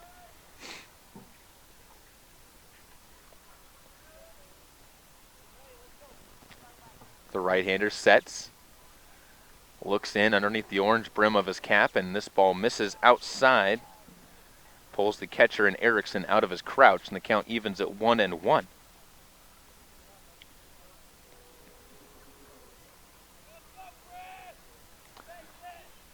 Checks back to the runner at second. sets at the chest, or at the belt, I should say, fires, and this pitch just off the outside corner. Count goes to 2-1.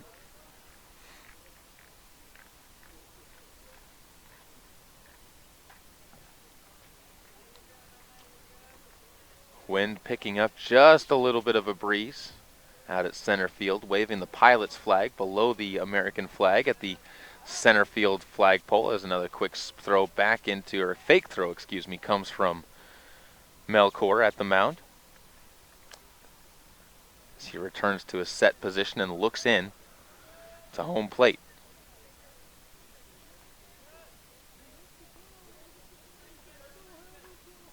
And winds and fires. This one bounces up into the air. It's going to get all the way back to the backstop. And moving up another 90 feet is Mason Smith on a pass ball. And the Cardinals have their 6th run 90 feet away with a 3-1 count facing Chris Lloyd at the plate. The number 9 hitter in the Cardinals trying to flip the lineup over to the top of the order where Zach Housley will get a chance to get his swings. Continue to get you some more results from the track meet at Soda Springs yesterday as this 3-1 pitch fouled and spoiled off down the right side towards the batting cage, and the count goes to 3-2. In the 100-meter dash, it was Tyler Roop of Rockland taking home the first place finish with a 12.11 second finish time. Brock Gittens of Westside got a 12.16 finish time, and Carson Lloyd of North Gem took third, with a 12.22 finish time. North Gem finished 3-4 in that event. As a ball 4 misses outside, and another walk will put a runner on base for the Cardinals. And runners will be on the corners now, with Chris Lloyd leading off of first, and Mason Smith standing over at third base for Zach Housley, who reached on an error his first time up. Advanced runners up to first, second, and third on the play. Cardinals with only 3 RBIs here in the game, despite having as many runs come across as they have, and a double steal attempt is going to see the ball drift away from everybody as the throw went to third base to keep Mason Smith there, and stealing second base, standing up, is going to be Chris Lloyd. As Zach Housley gets ahead in the count, I believe, 1-0.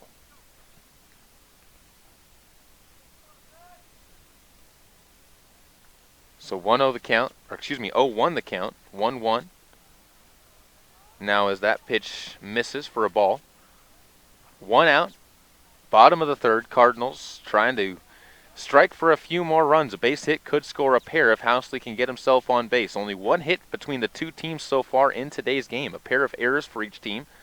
And the Cardinals with 7 walks so far in the game as this pitch swung on and fouled up towards the road, and that'll bound off across and into a field as the count goes to 1-2 to Housley at the plate. Reached on an error and grounded out to third his first 2 times at the plate.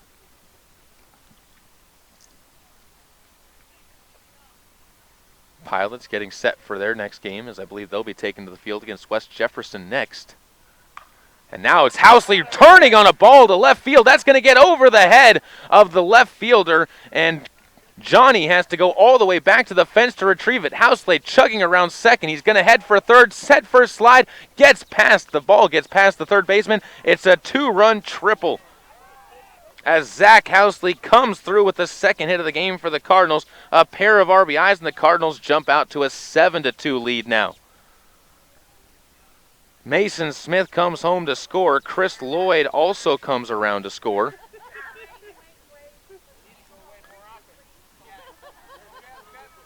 And Devin Adams will step in with another run, threatening to come across with only 1 out in the bottom of the third inning. Cardinals have struck for 7 unanswered runs. 5 runs in the bottom of the second, 2 here in the bottom of the third. And the new pitcher in Melkor fires a pitch upstairs and away from Devin Adams as the count goes to 1-0.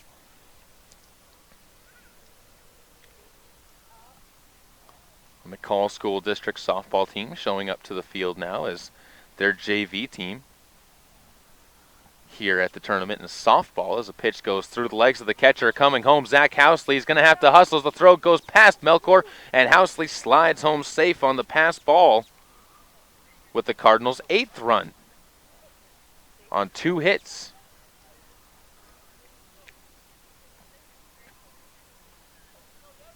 6 runs of the 8 attributed to Gardner in his time out on the mound.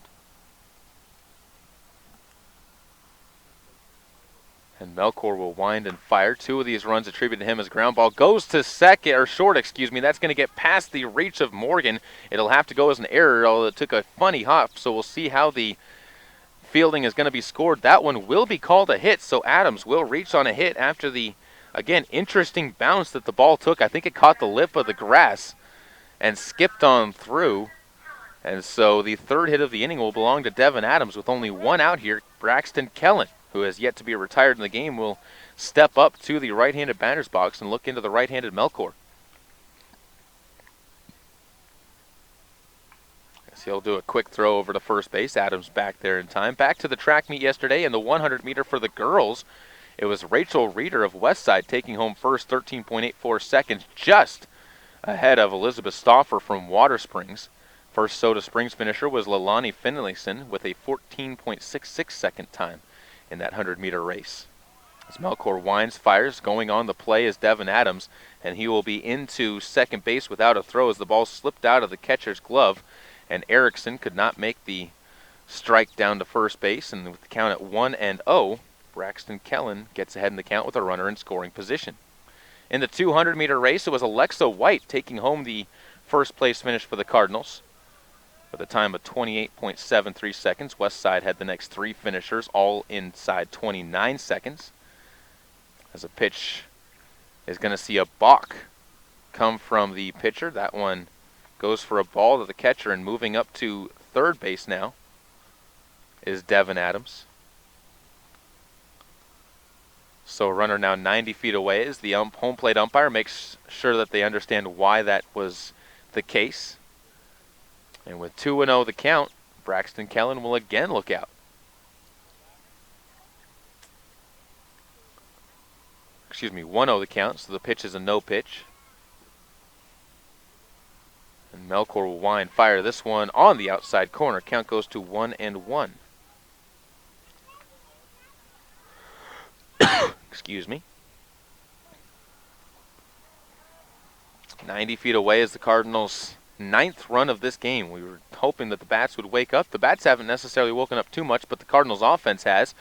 As the ball bounded up to the plate, makes it a 2-1 count. Adams scampers back to third base. This inning continuing to drag on. If you're a fan of the Wells Leopards right now, is a 2-1 count with only 1 out, and the Cardinals' heart of the order coming up. Braxton Kellen, the number 3 hitter, at the plate with a hitter's count, 2-1. Melkor winds, fires. This ball bounded over towards short to his left, and picking it up is going to be the shortstop. Fires on to first, and a good stretch there at the bag by Talbert. It's going to record the out. It will be an RBI ground out, though, so a productful out by Braxton Kellen gets the Cardinals their 4th run of the inning, their 9th run overall. And they take a 9-2 lead now over Wells. Kyle Dursteller with 2 outs will step into the plate, the 7th batter of the inning for the Cardinals, with Kobe Allen on deck. As Melkor will again stretch to the plate and fires a strike right down the heart. As Kyle, who struck out his first 2 times up, once looking, once swinging, reached on the second one after a dropped 3rd strike, resulted in an error on the catcher. Dursteller will again look out from home plate. Melkor winds, fires. This one chopped at the plate, foul, and the count goes to 0-2 now.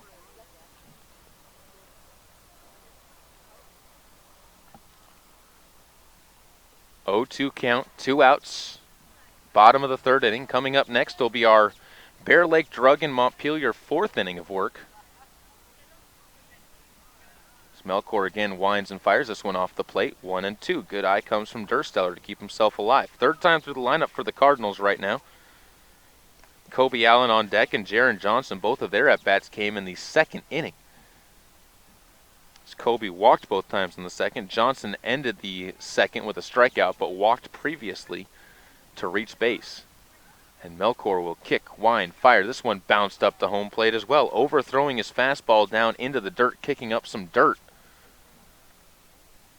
As the breeze starts to pick up just a little bit more here in Glens Ferry. A day that's starting to warm up just a little bit. 10-14 right now with 45 minutes left to go in this game, and the Cardinals hoping to add more runs in those 45 minutes as Dursteller takes the pitch just off the plate. Very good pitch from Melkor there. Can't get the call, and the count goes full. 3-2 with 2 outs. And Kobe Allen awaiting his chance. And again, the wind, the fire up near the dome of Dursteller, earns the walk, gets on base to keep the inning going as he jogs down to first, and will bring up Kobe Allen. And in relief right now, 22 pitches already being thrown by Melkor. Another very long inning, 30 pitches in the inning for Wells, Nevada. 9-2, the Cardinals leading on your Caribou Memorial Hospital scoreboard. And a quick throw over to first base. We'll see Dursteller diving back to the bag. But easily safe is the Cardinals' third baseman for the day. And again, Melkor will look in.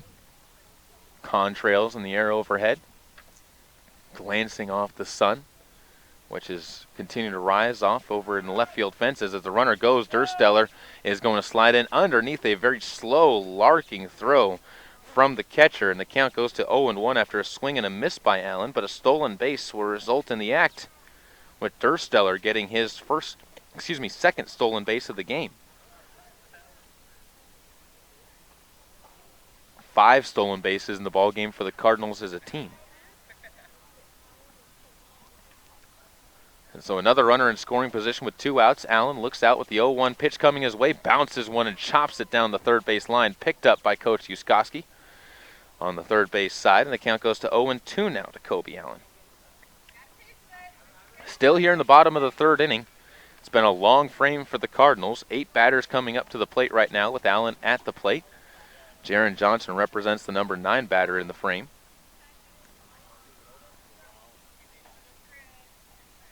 And again, Melkor will look in. This pitch on the outside corner, taken for a strike. Allen with the mouth open, not happy with the call, but he goes down looking on called strike 3. And we head to the top of the 4th inning, brought to you by Bear Lake Drug in Montpelier on KBRV 800 The Bear, and online with live video streaming at mylocalradio.com.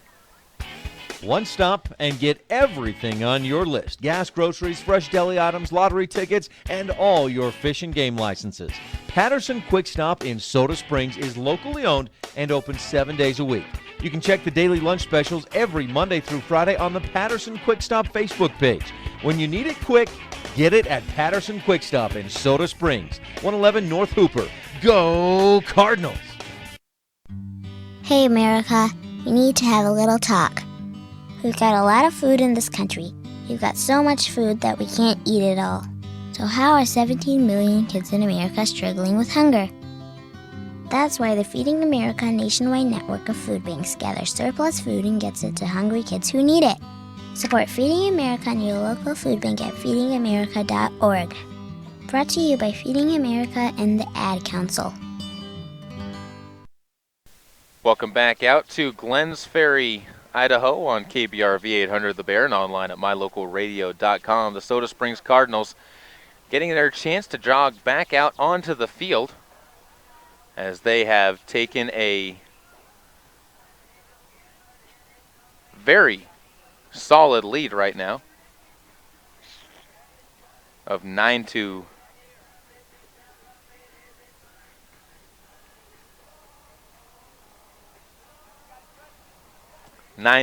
excuse me. 9-2.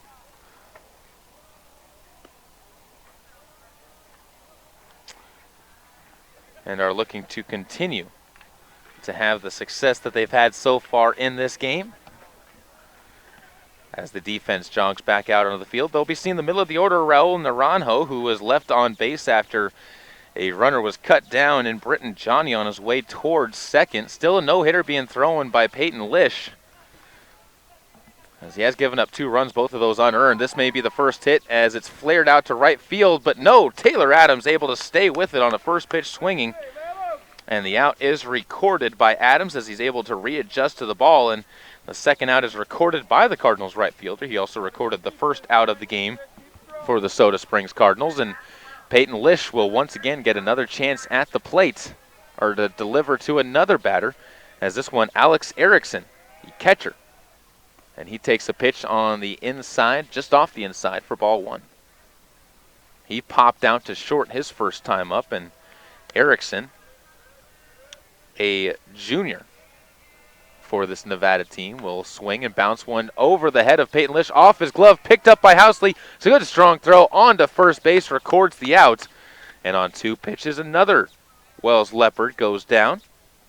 And the Cardinals will get 1 out away from getting the bats right back up to the plate. And this can be a very disheartening thing for a team whenever you continually are seeing players just set down and you're seeing the other team having long innings on the other side. It can really hurt your opportunities to do anything as a ball goes through the glove of Devin Adams behind the plate. A knuckleball, I believe, that Adams could not keep track of. Not easy catching a knuckleballer, especially when they have a good one. Lish has, I've seen it work, and definitely can throw it as a fastball, changing speeds on the inside, but off the plate. And the count goes to 2-0. So it's 2-0 count, 2 outs, top of the 4th inning, brought to you by Bear Lake Drug in Montpelier. The next pitch taken for a strike right down the middle of the plate.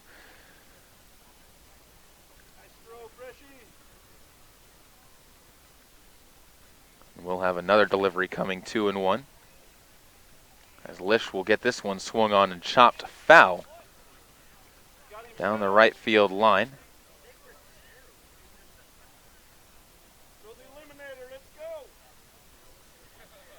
And with the count at 2-2, Deuces Wild with 2 outs. Lish will again look in, trying to close out this frame. And this pitch bounced up to the plate, well off. And the count goes 3-2. Full count now to Zane Rodriguez at the plate. He walked his first time up.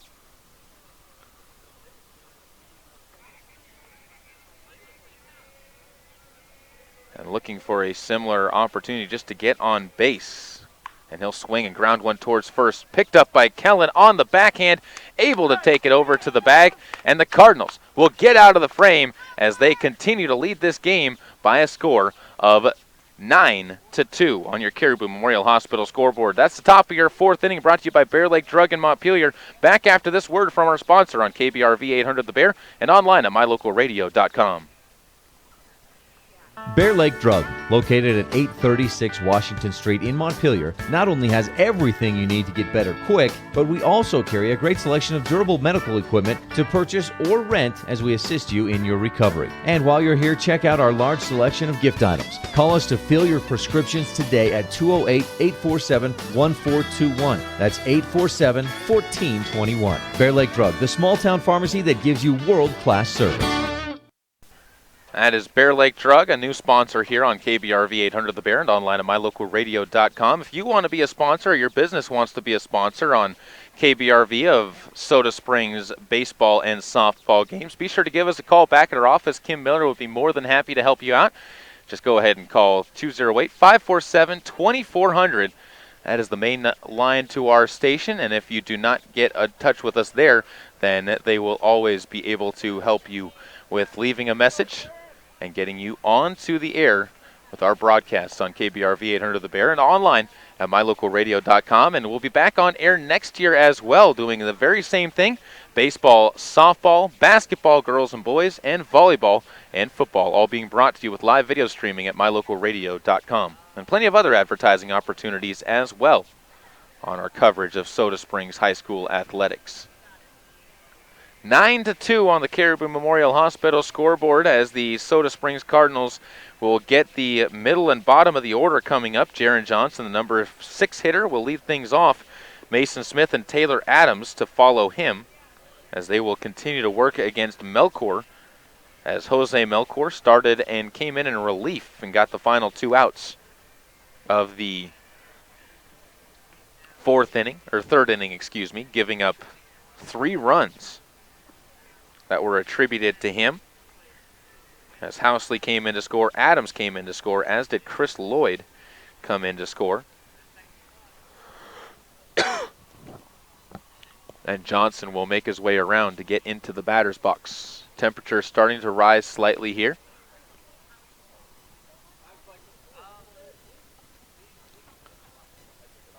As Melkor continues to throw his final warm-up pitches, getting ready for a hurl down to the shortstop as he takes his time through the warm-up pitches. And looking at the temperature right now, 56 degrees here in Glenns Ferry. As the sun again starting to warm up the temperatures in western Idaho. Just about an hour to the east of Boise in a beautiful field which has been put together by the baseball team here and slowly added on to each year. I got a chance to actually get invited into the clubhouse for the Glenns Ferry Pilots, and it is an amazing place in there. Some renovated benches with some padding, old church pews with some padding on them back there. Photos of every single one of the old Glenns Ferry teams. 2 major leaguers have come from this Glenns Ferry baseball program. They have their cards and stories on the walls as well as all of the major records for each this team. As Jaron Johnson flares one out past shortstop, but it's going to be picked up by the shortstop as he drifts back into left center field, and Matthew Morgan able to record the out. A very, very well-played ball by the shortstop to get the one pitch out, and Mason Smith will get a chance to come up to the bag. He has yet to see a strike. 8 pitches to him. All of them have been out of the zone. And he will line up here to try and change that account. As the windup and the pitch is swung on and missed by Smith, and Melkor gets ahead in the count 0-1. 25 pitches in the last inning for Jose Melkor. As we move into the bottom of the 4th, Bear Lake Drug and Montpelier, your new sponsor for the bottom of the 4th inning. And Melkor will again kick, fire, and throw one below the feet of Smith at the plate. Cardinals have scored in their last 2 innings, but did not score in the first. 9 runs in the game so far. 9-2 they lead on the Caribou Memorial Hospital scoreboard. And Melkor will again wind, fire. This one off the plate. Snared by the catcher, but Mason Smith gets up in the count now 2-0. Up next will be over at the softball fields as the Lady Cardinals will get set to take on Glenns Ferry and the Pilots. As this pitch upstairs and in bends Mason Smith back, and the count goes to 3-1.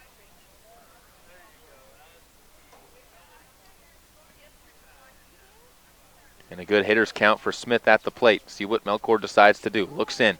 The big righty kicks, fires. This one on the inside corner. Umpire had to think about it for a second. Held the hand out for a moment and made the call. And the count goes full. 3-2 count. 1 out. Bottom of the 4th inning. On deck, Taylor Adams looking for another chance after striking out his first 2 times up. And this pitch swung on and missed. And speaking of strikeouts, that's the end result for Mason Smith as he gets the 2nd punch out of the game for Melkor. And the 8th punch out of the game so far for the Cardinals, as they had 6 players strike out against Joey Gardner. But Gardner again struggled mightily with his control leading up to that. As Adams will look out now, left-handed batter against the right-handed pitcher, 2 outs, bottom of the 4th. Melkor trying to work his way through this inning. Will kick and fire once again, an inside pitch taken for ball 1. Trying for their first 1-2-3 inning are the Jaguars of Wells, or excuse me, the Leopards of Wells.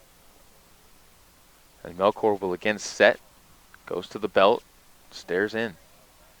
Pitch upstairs and away, and that's ball 2. Infield playing in at the 2nd and 3rd base position. Short's playing just a little bit back, as is first base. Guarding the line is first base as well, so a slight shift on for the left-handed batter for the Cardinals.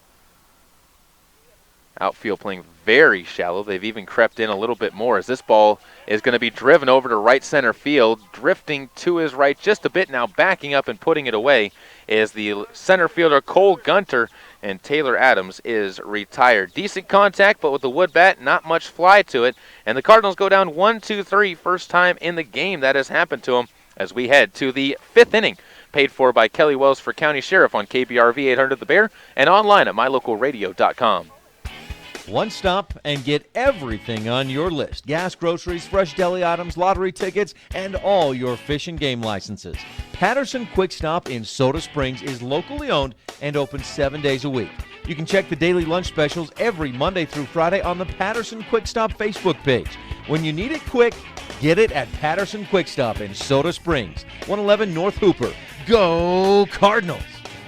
Listen, as a hiring manager, I've got to tell you, the best job candidate isn't always the typical candidate. Sometimes they're a grad of life. Meet the grads of life. Young adults of unique determination and experience, an ideal fit for your company in an entry-level position, internship, or mentorship. They might not have every qualification you typically look for, but they're exactly who your company needs. Sometimes the best candidates aren't the ones you're used to. Go to gradsoflife.org to learn how to find, cultivate, and train this great pool of untapped talent. Brought to you by the Ad Council and gradsoflife.org.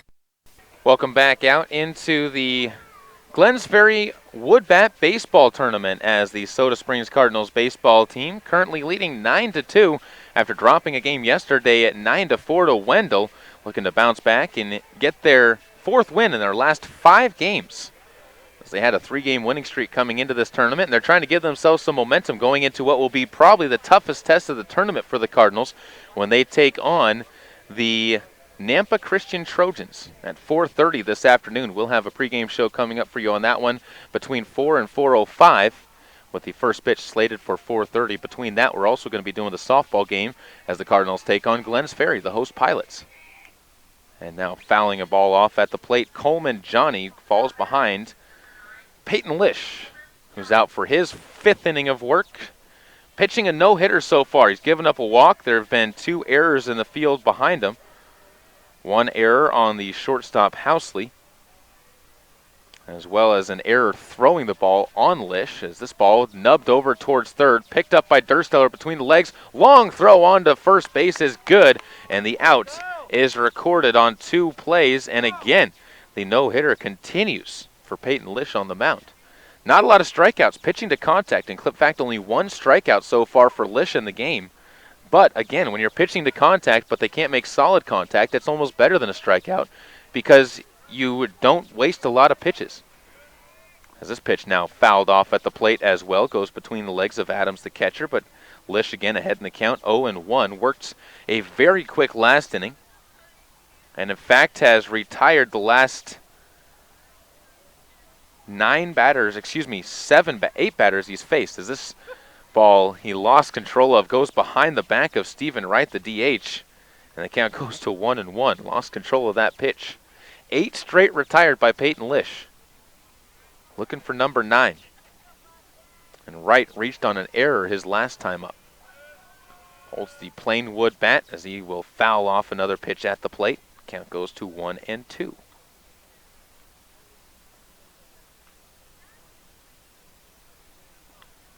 He will again stare out there to Lish on the mound. As Peyton rocks the righty, delivers a knuckleball over the top of it again is the batter, and then up with the ball, but misplaying it is Dursteller. Unfortunately for him, after a great game, that's going to go as his first error. As he overran the ball, tried to make a quick play on it instead of fielding it and just making the throw onto first, and another runner reaches on the 3rd error of the game on the Cardinals, first on Dursteller, the 3rd baseman. He'll have to shake that one off as Levi Talbert, the first baseman for the Leopards, will step in. Long brown hair coming out underneath the helmet as he steps into the left-handed batter's box. Using a grip with the right-handed hand underneath, left-handed hand on top as he looks out as Lish gets ahead in the count, 0-1. Peyton kicks, fires. This ball outside, went with a fastball, but left it off the outside corner, and the count goes to 1-1. Not the worst place to leave it if you're Lish out there on the mound. As again, we continue to welcome you here to what is a sunny and beautiful day, as another strike is going to be taken off the outside corner this time, and the count goes to 1-2. Wright leads off first base, reached on the last error by the Cardinals. And Talbert, who struck out his first time up, looking to try and advance him along. 9-2, the Cardinals lead on the Caribou Memorial Hospital scoreboard As this pitch off the outside corner, count goes to 2-2. This is, of course, your 5th inning, being brought to you by Kelly Wells for County Sheriff. Vote for leadership, integrity, knowledge, and excellence. Elect Kelly Wells for Caribou County Sheriff as Peyton Lish looks the runner back over to first. Keeping track of his own community out there on the mound. Has 11 players to keep an eye on. The 9 for himself, the batter at the plate, and the runner at first. And Lish misses with this pitch off the outside corner. Count goes to 3-2. Full count here to the number 9 batter in the Wells lineup. They need to do something quick. 10:34 here. This game scheduled to end at 11 o'clock with 2-hour time limits for each of these games. 9-2 as Lish sets, looks in, fires a fastball that's fouled off to the screen, and the count will remain at 3-2. Good battle at the plate right now from the number 9 hitter, and that's what you really love to see as a coach when your bottom hitter in the order gives you that kind of a fight. Doesn't go down easy and forces the pitcher to think and get nervous. The longer the at-bat goes, the more the advantage I've always felt goes to the batter. He's seen everything you have. As a quick throw over to first base, we'll have Stephen Wright diving back to the bag. The batter's seen everything you have at that point in time. And they can start to adjust and time your pitches better. As this pitch swung on and missed, that'll do it. That's the way to end that battle. And Lish gets his 2nd strikeout of the game. And down to the dugout will go Levi Talbert. As Matthew Morgan, who has grounded out to short and flown out to right field, will step in trying to erase his offer. Everybody on this Wells team trying to erase their offer at this point in time. It's a good throw over to first base again. Wright diving back to the bag before the tag of Kellen can get to him. And the count will remain at 0-0 with 2 outs. Top of the 5th inning. Your Kelly Wells for County Sheriff, 5th inning. And again, Lish fires. This ball nubbed over towards third. Slow roller. It's going to be a tough play. Up with it. Dursteller throws the ball past Kellen. That's going to get to the fence, which saves a run from coming home to score, as that would have been all the way down the line. But both runners will move up. And that's going to go as another error on the third baseman. And 2 runners move up into scoring position. So 4 errors on the Cardinals in the game. Runners at 2nd and 3rd. Both of those would be unearned runs if they came home to score. And stepping in is Cole Gunter, who was grounded out to third his first 2 times up. Kyle Dursteller, a little bit shaken up here in this inning. Has a good put out in the inning, but also a pair of errors, and the ball down through the dirt gets through the legs of Devin Adams, but only trickles a little bit away from the mound, and the count will stay at 1-0. And the runners will have to stay put as well. Top of the 5th inning here. Outfield for the Cardinals playing very deep. Playing to come up on the baseball. If it's left short, they're going to allow anything dribbling. Not going to allow anything to get over their heads, though, as Lish again misses with a pitch. That one makes the count 2-0. One of his longest innings of the day to this point in time. Did throw 26 pitches as he throws a quick snap over to Dursteller. I don't think Kyle was expecting it, as he had to reach back to try and get the runner. And with a 2-0 count, two outs. Again, Lish will look and come home to the plate. Kicks, fires. This ball bounced right back to him. It's going to get past him. Up with it, though. Housley fires on to first, and the out is recorded. The Cardinals get out of a jam with runners on 2nd and 3rd, and they head to the bottom of the 5th inning with the score sitting at 9-2 on the Caribou Memorial Hospital scoreboard. Back with this after more on your Kelly Wells for County Sheriff 5th inning. Hello, I'm Kelly Wells and I'm running for Caribou County Sheriff. I grew up in Soda Springs and enjoyed all that Caribou County has to offer. I served in the United States Marine Corps and I have over 24 years of law enforcement experience, and I am a graduate of the FBI National Academy. I believe in servant leadership, building strong community partnerships, professionalism through training, service-oriented enforcement, and having a fair, friendly, and honest staff. Thank you, and I appreciate your vote on May 17th. Paid for by Kelly Wells for Sheriff. Cardinals staring a no-hitter in the face right now as we move on to the bottom of the 5th inning. And 3 runs could end this game early for the Cardinals, too, if they can get a rally going, as they have held the Wells Leopards scoreless for the last 3, all behind the arm of Peyton Lish, who has still yet to give up a hit to the Leopards in the game. Lish, only a freshman for the Soda Springs Cardinals, and the future is very bright for this young man, following in the footsteps of his sister, who is one of the better pitchers on the Soda Springs Cardinals when healthy. Unfortunately, right now, she is not at her healthiest, as the score still remains at 2-9. And Wells, Nevada will again look out to Jose Melchor, who pitched a 1-2-3, bottom of the 4th inning his last time out there.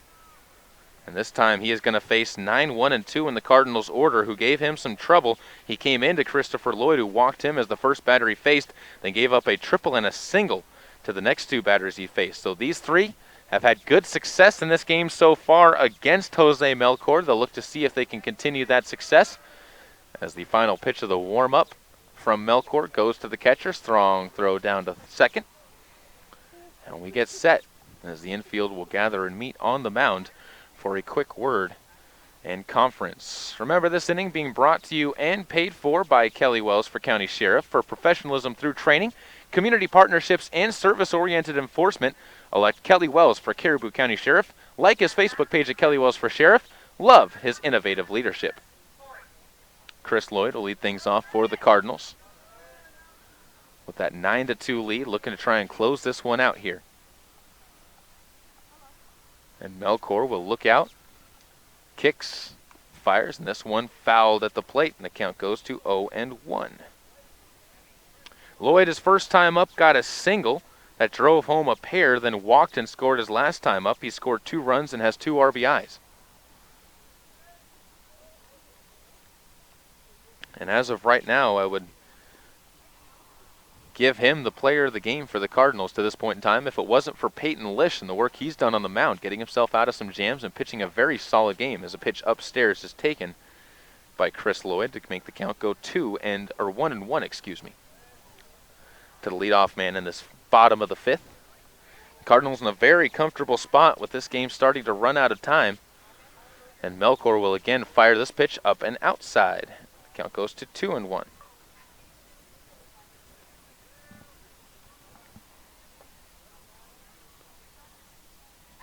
Crowd starting to build up a little bit as well here. A Friday afternoon, a very pleasant Friday afternoon at that. Melchor winds and fires again. That on the outside corner, taken for a strike, and the count evens back up at 2-2.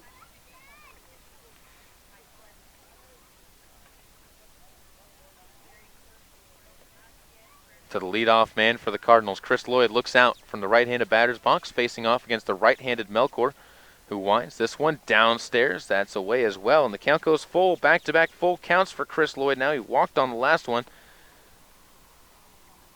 We'll see if the good eye will do him well once again. As he stares down, adjusts himself, and the senior stares out to the freshman. Classic battle. And this one was going to plunk Chris Lloyd as he's going to earn his way on base with a hit by pitch. And that will give the Cardinals leadoff base runner with some speed as well. And Zach Housley will step in. He tripled home a pair his last time up as he laced one over the head of the left fielder in Coleman Johnny. Got all the way to the fence before it was tracked down. Zach steps in.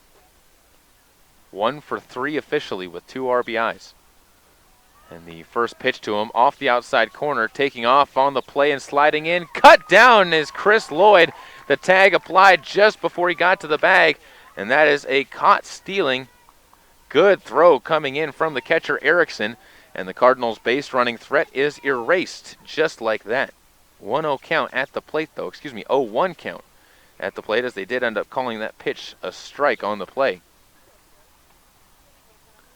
Now, foul ball. This one stays inside the line. Thought it was going to drift past the chalk white line, and instead it's going to be Housley reaching base with a single. As he bounces one down the line past a diving stab at the third base bag by Johnny, the brother of Coleman Johnny. That is Britton Johnny. And now a runner replaces the man at first for the Cardinals and gives them their 4th hit of the game. 9 runs, 4 hits, 4 errors for the Cardinals. As a pitch popped up into shallow center field, Devin Adams sends this one towards the center fielder, who drifts back. Gunter puts it away, records the out, and Devin Adams will sink to 1 for 4 on the day after putting the ball in play to the outfield for the 3rd time today. And the runner will remain on first base with Braxton Kellen coming up to the plate.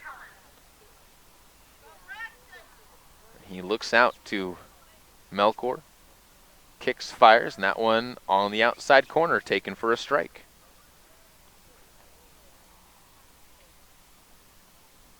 Oh, 1 count now.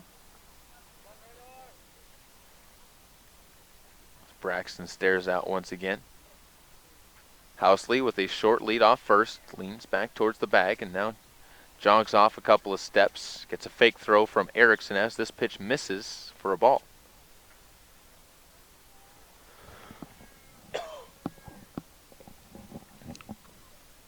Up next on this field, we've talked about it, I believe West Jefferson getting set to take on the host Glens Ferry team as Housley takes off and Kellen is going to watch as this pitch gets all the way to the backstop, and sounded like it might have hit the helmet of Kellen, but they're going to say it went off the glove of the catcher, and that's what made the sound.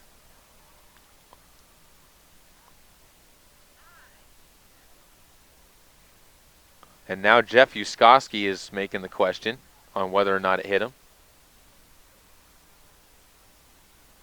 as the both umpires are going to meet. The sound sounded like it did. The Wells fans saying that it hit off the mitt of the catcher.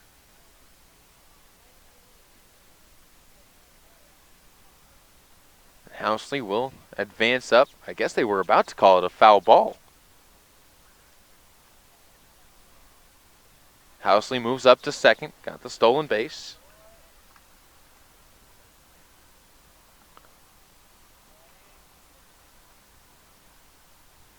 And a quick throw back to second will have Housley diving back to the bag. Wind again, just a little bit of a breeze picking up from straightaway center field. The American flag hanging limp, the Glens Ferry team flag waffling just a little bit in the breeze. Back and forth it goes. As this pitch inside, that'll hit Kellen. And now he will earn the trip on base with the second hit by pitch of the inning.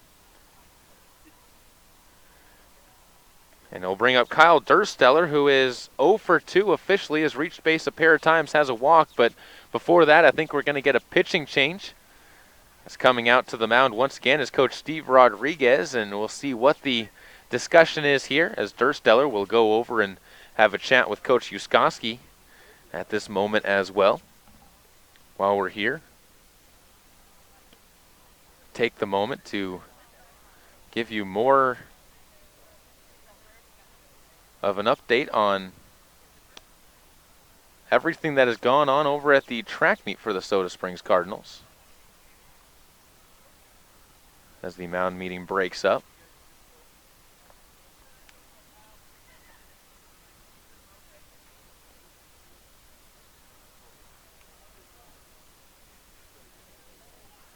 And Dursteller will step into the bag.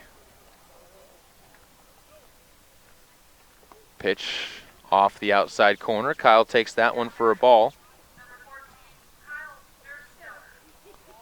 And gets himself ahead in the count. With a 9-2 lead in favor of the Cardinals. Pair of runners on base, 2 outs in the bottom of the 5th inning on the Caribou Memorial Hospital scoreboard. Another quick throw back down to second by Melkor. Chase Housley back to the bag. Housley leads off of first. Devin Adams flew out to center. And Braxton Kellen leads off of first. And a pitch flared up into shallow left field. Dropping back as the catcher makes a play as the ball drifted away from him and records the out. The pop out will end the inning, and the Cardinals fail to strike for a run. We head to the top of the 6th inning with the score sitting at 9-2. Cardinals on top. This will most likely be the final inning of this game as the Cardinals take out to the field.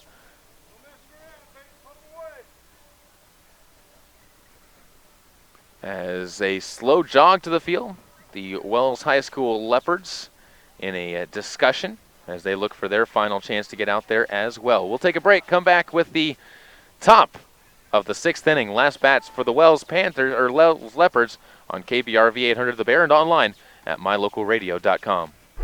Whether or not you like winter, winter is upon us. There has never been a better time to convert to natural gas. Make this winter more comfortable and warm with a natural gas Lennox furnace from Reed's Plumbing and Heating in Soda Springs. The temperature outside doesn't matter. Keep your family cozy for years to come. For a new natural gas furnace, service on your existing furnace, or an in-home consultation, visit Reed's Plumbing and Heating today. 180 South 3rd East, next to the overpass. Reed's Plumbing and Heating. Natural gas worth asking for.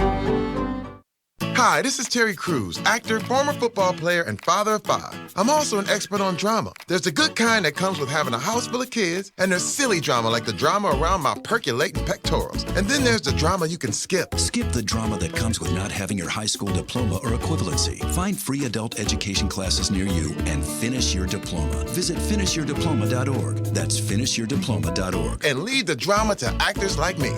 Brought to you by the Dollar General Literacy Foundation and the Ed Council. Top of the 6th inning on the way here as the Soda Springs Cardinals lead 9-2 on your Caribou Memorial Hospital scoreboard after the bottom of the 5th inning. Saw a hit for the Cardinals, 2 batters reaching on a hit by pitch, but no runs able to come across the board for the Soda Springs Cardinals. As it's Peyton Lish back out onto the mound for his 6th inning of work, and the freshman starts off the inning with a ball to Britton Johnny. Gets ahead in the count. The third baseman has had a relatively quiet day out in the field. And at the plate as well, as he'll foul this one back to the backstop. And the count goes to 1-1. He reached base on a hit by pitch before being caught on the base paths by Devin Adams. And he also grounded out to shortstop in the game. As with the 1-1 count, nobody out here. Top of the 6th inning, Lish again will wind fire. This one bounced off the plate and fouled. The count goes to 1-2. Lish has had them out in front of that off-speed pitch, that knuckleball that he throws, all day long. As that has devastated this Leopards lineup. I could just say Lish has devastated this Leopards lineup so far in the game. As has the Cardinals fielding as this pitch is grounded over towards third. Dursteller tries for the backhand, gets past his glove, and jogging down to first base. And we'll see if that goes as a hit or an error. It would have been a tough play on the backhand. They're going to go as an error on that one. And Dursteller, unfortunately, will get his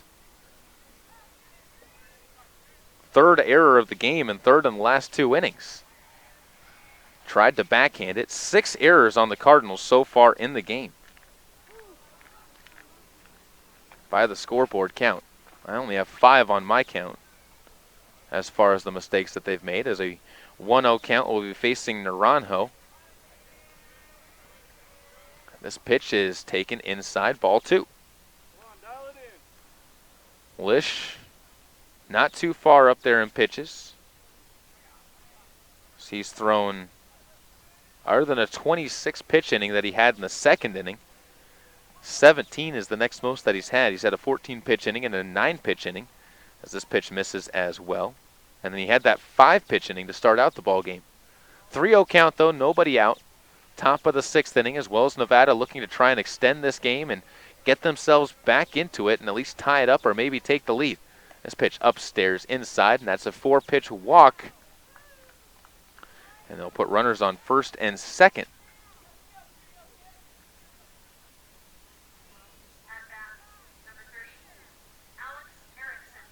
Alex Erickson will step up now. He has popped out to shortstop and grounded out to short. And here with nobody out has a chance to try and do some damage. Runners at 1st and 2nd. Leading off of 2nd base is Britton Johnny. Off 1st is Raul Naranjo. And if Lish, after stepping off the back of the rubber, will step back onto it and now comes set, working from the stretch. Kicks, fires, and this ball bounced up to Adams, goes off his mask. Both runners trying to move up. Over to third goes the throw, goes past Dursteller into the outfield, and that's going to allow both runners to move up, and Wells, Nevada gets themselves back onto the board after a throwing error by Devin Adams. So the error's compounding just a little bit, and all of a sudden Wells with a little bit of a glimpse of getting out of this. The bases cleared on first and second, moving up to third is Raul Naranjo, and the count goes to 1-0. The 6th error of the game on the Cardinals. This pitch inside, taken for a ball. Lish has missed with his last 6 pitches. And Jeff Yuskoski, seeing that, is going to take a jog out to the mound to talk things over with his starting pitcher and trying to calm him down, get him back dialed in. While he's out there, again, we'll go back into the numbers from the track meet over at Soda Springs yesterday. Soda Springs got a pair of second and third place finishes in the 200-meter race as Henry Workman came in second behind Riley Long of Westside. Andrew Stewart came in third for the Soda Springs Cardinals, with Carson Lloyd of North Gem and Dylan Lowe of North Gem coming in fourth and fifth. In the 400-meter race, the Cardinals took first and second. Garrett Cunningham taking first and Josh Balls taking second. As the meeting on the mound breaks up, 9-3. And Lish will kick, fire, and this one on the outside corner, taken for a strike, and the count goes to 2-1. Excuse me, 3-1 the count. So it's off on it by 1.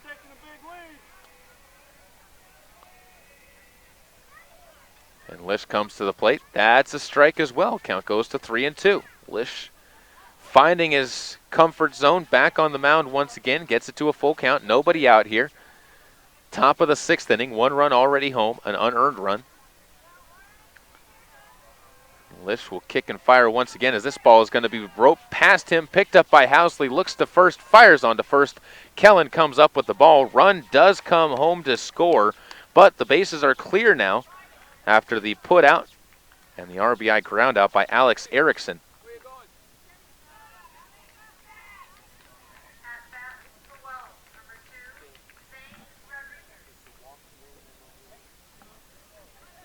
Not the no-hitter.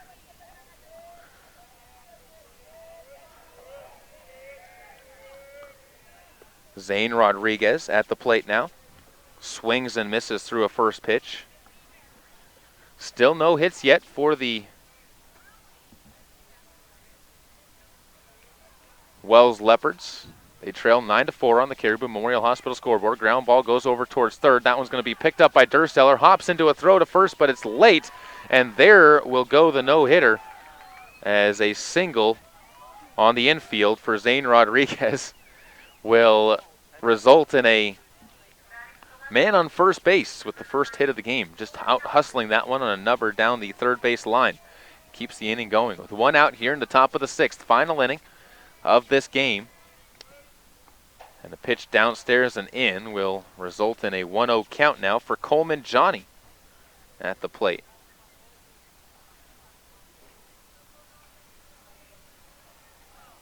Coleman Johnny so far in the game, a sacrifice bunt, and also has grounded out to third.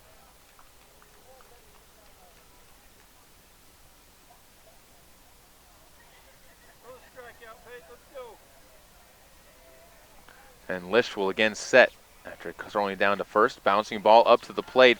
Adams up with it, fires down to second, but it's going to be late as the runner moves in on the pass ball.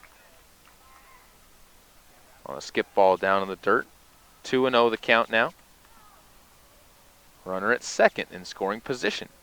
So Cardinals just trying to close this game out. Get out of this one with their 6th win of the season. And a strike from Lish will get the count back closer to his favor, 2-1.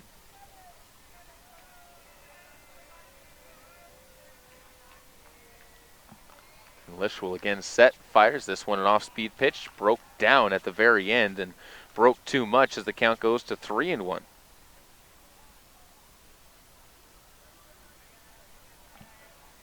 Peyton will again get set to try and deliver. And this pitch taken for a strike. Count goes full once again. Puts the ball into his own court. Coleman Johnny's got to have a good eye on this one at the plate. 3-2 count, 1 out. Top of the 6th. This pitch inside, taken for a ball. And another walk in the inning, second of the inning for Peyton Lish, and that'll put a runner down to first. Cardinals trying to give him a chance to close this game out.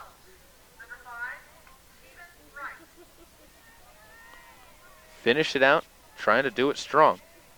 As Stephen Wright will line up, bounds one over to first. As that's lined out, Braxton Kellen comes up with the ball, and the line-out double play will result in the final out of the inning as the Cardinals record the outs. That'll do it. 9-4 is going to be the final score of this one as the Cardinals don't have to come up to bat in the bottom of the 6th inning and come away with their first victory of this tournament and get back into their winning ways.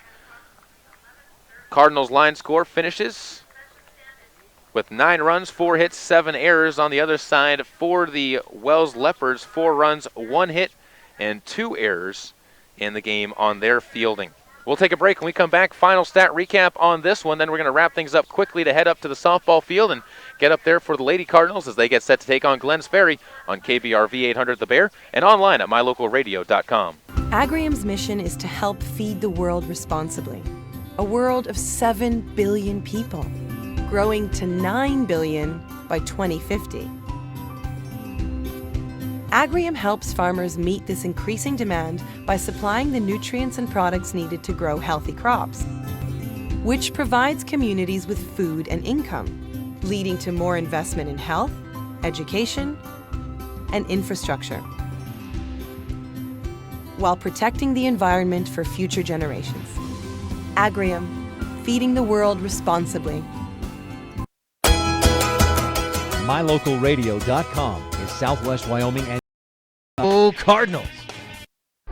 Whether or not you like winter, winter is upon us. There has never been a better time to convert to natural gas. Make this winter more comfortable and warm with a natural gas Lennox furnace from Reed's Plumbing and Heating in Soda Springs. The temperature outside doesn't matter. Keep your family cozy for years to come. For a new natural gas furnace, service on your existing furnace, or an in-home consultation, visit Reed's Plumbing and Heating today. 180 South 3rd East, next to the overpass. Reed's Plumbing and Heating. Natural gas worth asking for.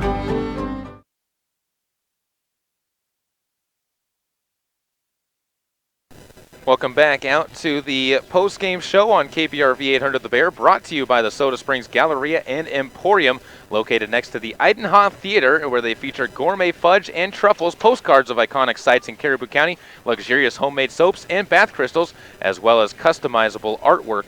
And we will take a look now at what the final score in this one was as the Soda Springs Cardinals come away with a win, 9-4 over Wells, Nevada. And the line score for the Cardinals pitcher and Peyton Lish goes 6 innings pitched, 2 strikeouts, 3 walks, 1 hit, 4 runs, and 1 earned run for the freshman pitcher. As far as for what the Cardinals offense looked like, there was a 2-for-4 day for Zach Housley, 2 RBIs and 2 runs as well. Devin Adams went 1-for-4 with a run scored. Braxton Kellen 0-for-1 did have an RBI in the game as he walked in a run. Kyle Dursteller had an 0-for-3 day and did reach base twice, though, as he reached on a strikeout, but a drop third strike, and also reached on a walk, stole 2 bases in his time. Kobe Allen went 0-for-1 with a run scored and a strikeout and a pair of walks. Jaron Johnson had a walk, but was 0-for-2 with a run scored. Mason Smith, 2 walks, went 0-for-1 with 2 runs scored. Taylor Adams, 0-for-3, and Christopher Lloyd went 1-for-1 with 2 runs, 2 RBIs, and reached base all 3 times to the plate. And the only one not to reach base in the Cardinals lineup was Taylor Adams. That wraps up our broadcast coverage of this game. I want to thank everybody once again for tuning into this broadcast. We'll get a quick word from our post-game sponsor, and after that, bring you a quick look at what's coming up next on KBRV 800 The Bear and online at mylocalradio.com. Next to the Eidenhoff Theater in Soda Springs, Idaho, lies a lovely gift and art shop called Caribou Jack's Galleria and Emporium. It features local artists Wade Craven and Sandy Fugate, as well as other locally made items like homemade soaps and bath crystals by Julie Branson. And who can resist gourmet fudge and truffles by Jade Rainey? While you're there, put a gift basket together for a favorite someone that will put them over the moon. Top it off with a postcard featuring local iconic sites such as the Eastman Fire Truck and, of course, our famous geyser. All are produced by local photographer Kim Miller. That's me. That's Caribou Jack's Galleria and Emporium in Soda Springs, next to the Idaho Theater. Thanks again to the Caribou Emporium next to Soda Springs. Next thing coming up, or next to Idaho Theater, I should say, in Soda Springs. Coming up next for us, we are going to be heading over to the softball field, and in just about 40 or 50 minutes, we're going to try and get the softball game onto the air with a quick pregame show, and first pitch coming your way in just a short amount of time. That's all coming up on KBRV 800 The Bear and online at mylocalradio.com. Thank you for tuning in to the Cardinals' shortened post-game show. The proceeding has been a wholly owned production of Old West Media Incorporated and Cook Brothers Broadcasting, no portion of which can be rebroadcast without express written consent of Old West Media Incorporated. The final score again on today's Caribou Memorial Hospital scoreboard is 9-4. Cardinals come away with their 6th win of the season. We'll be back on the air, as I said, in just about 40 minutes with your Deceivingly Tan pregame show for the Soda Springs softball team. Today's executive producer is Val Cook. We'd also like to thank the following folks from KBRV in Soda Springs: General Manager and Office Manager Kim Miller, Chief Photographer Warren Cook, and all of you listening in as well. Thanks to our fine sponsors, and thank you to everyone who's helped out here at Glens Ferry as well. Back after this with more softball on KBRV 800 The Bear and online at mylocalradio.com. Thank you for tuning in to this broadcast of Soda Springs Athletics on KBRV 800 The Bear and online at mylocalradio.com. This broadcast has been brought to you by Monsanto, Reed's Plumbing and Heating, Sanders Furniture, Agrium, Feeding the World Responsibly, and by Silver Star Communications. Keep it tuned right here all season long for more exciting action as the Redbirds of Soda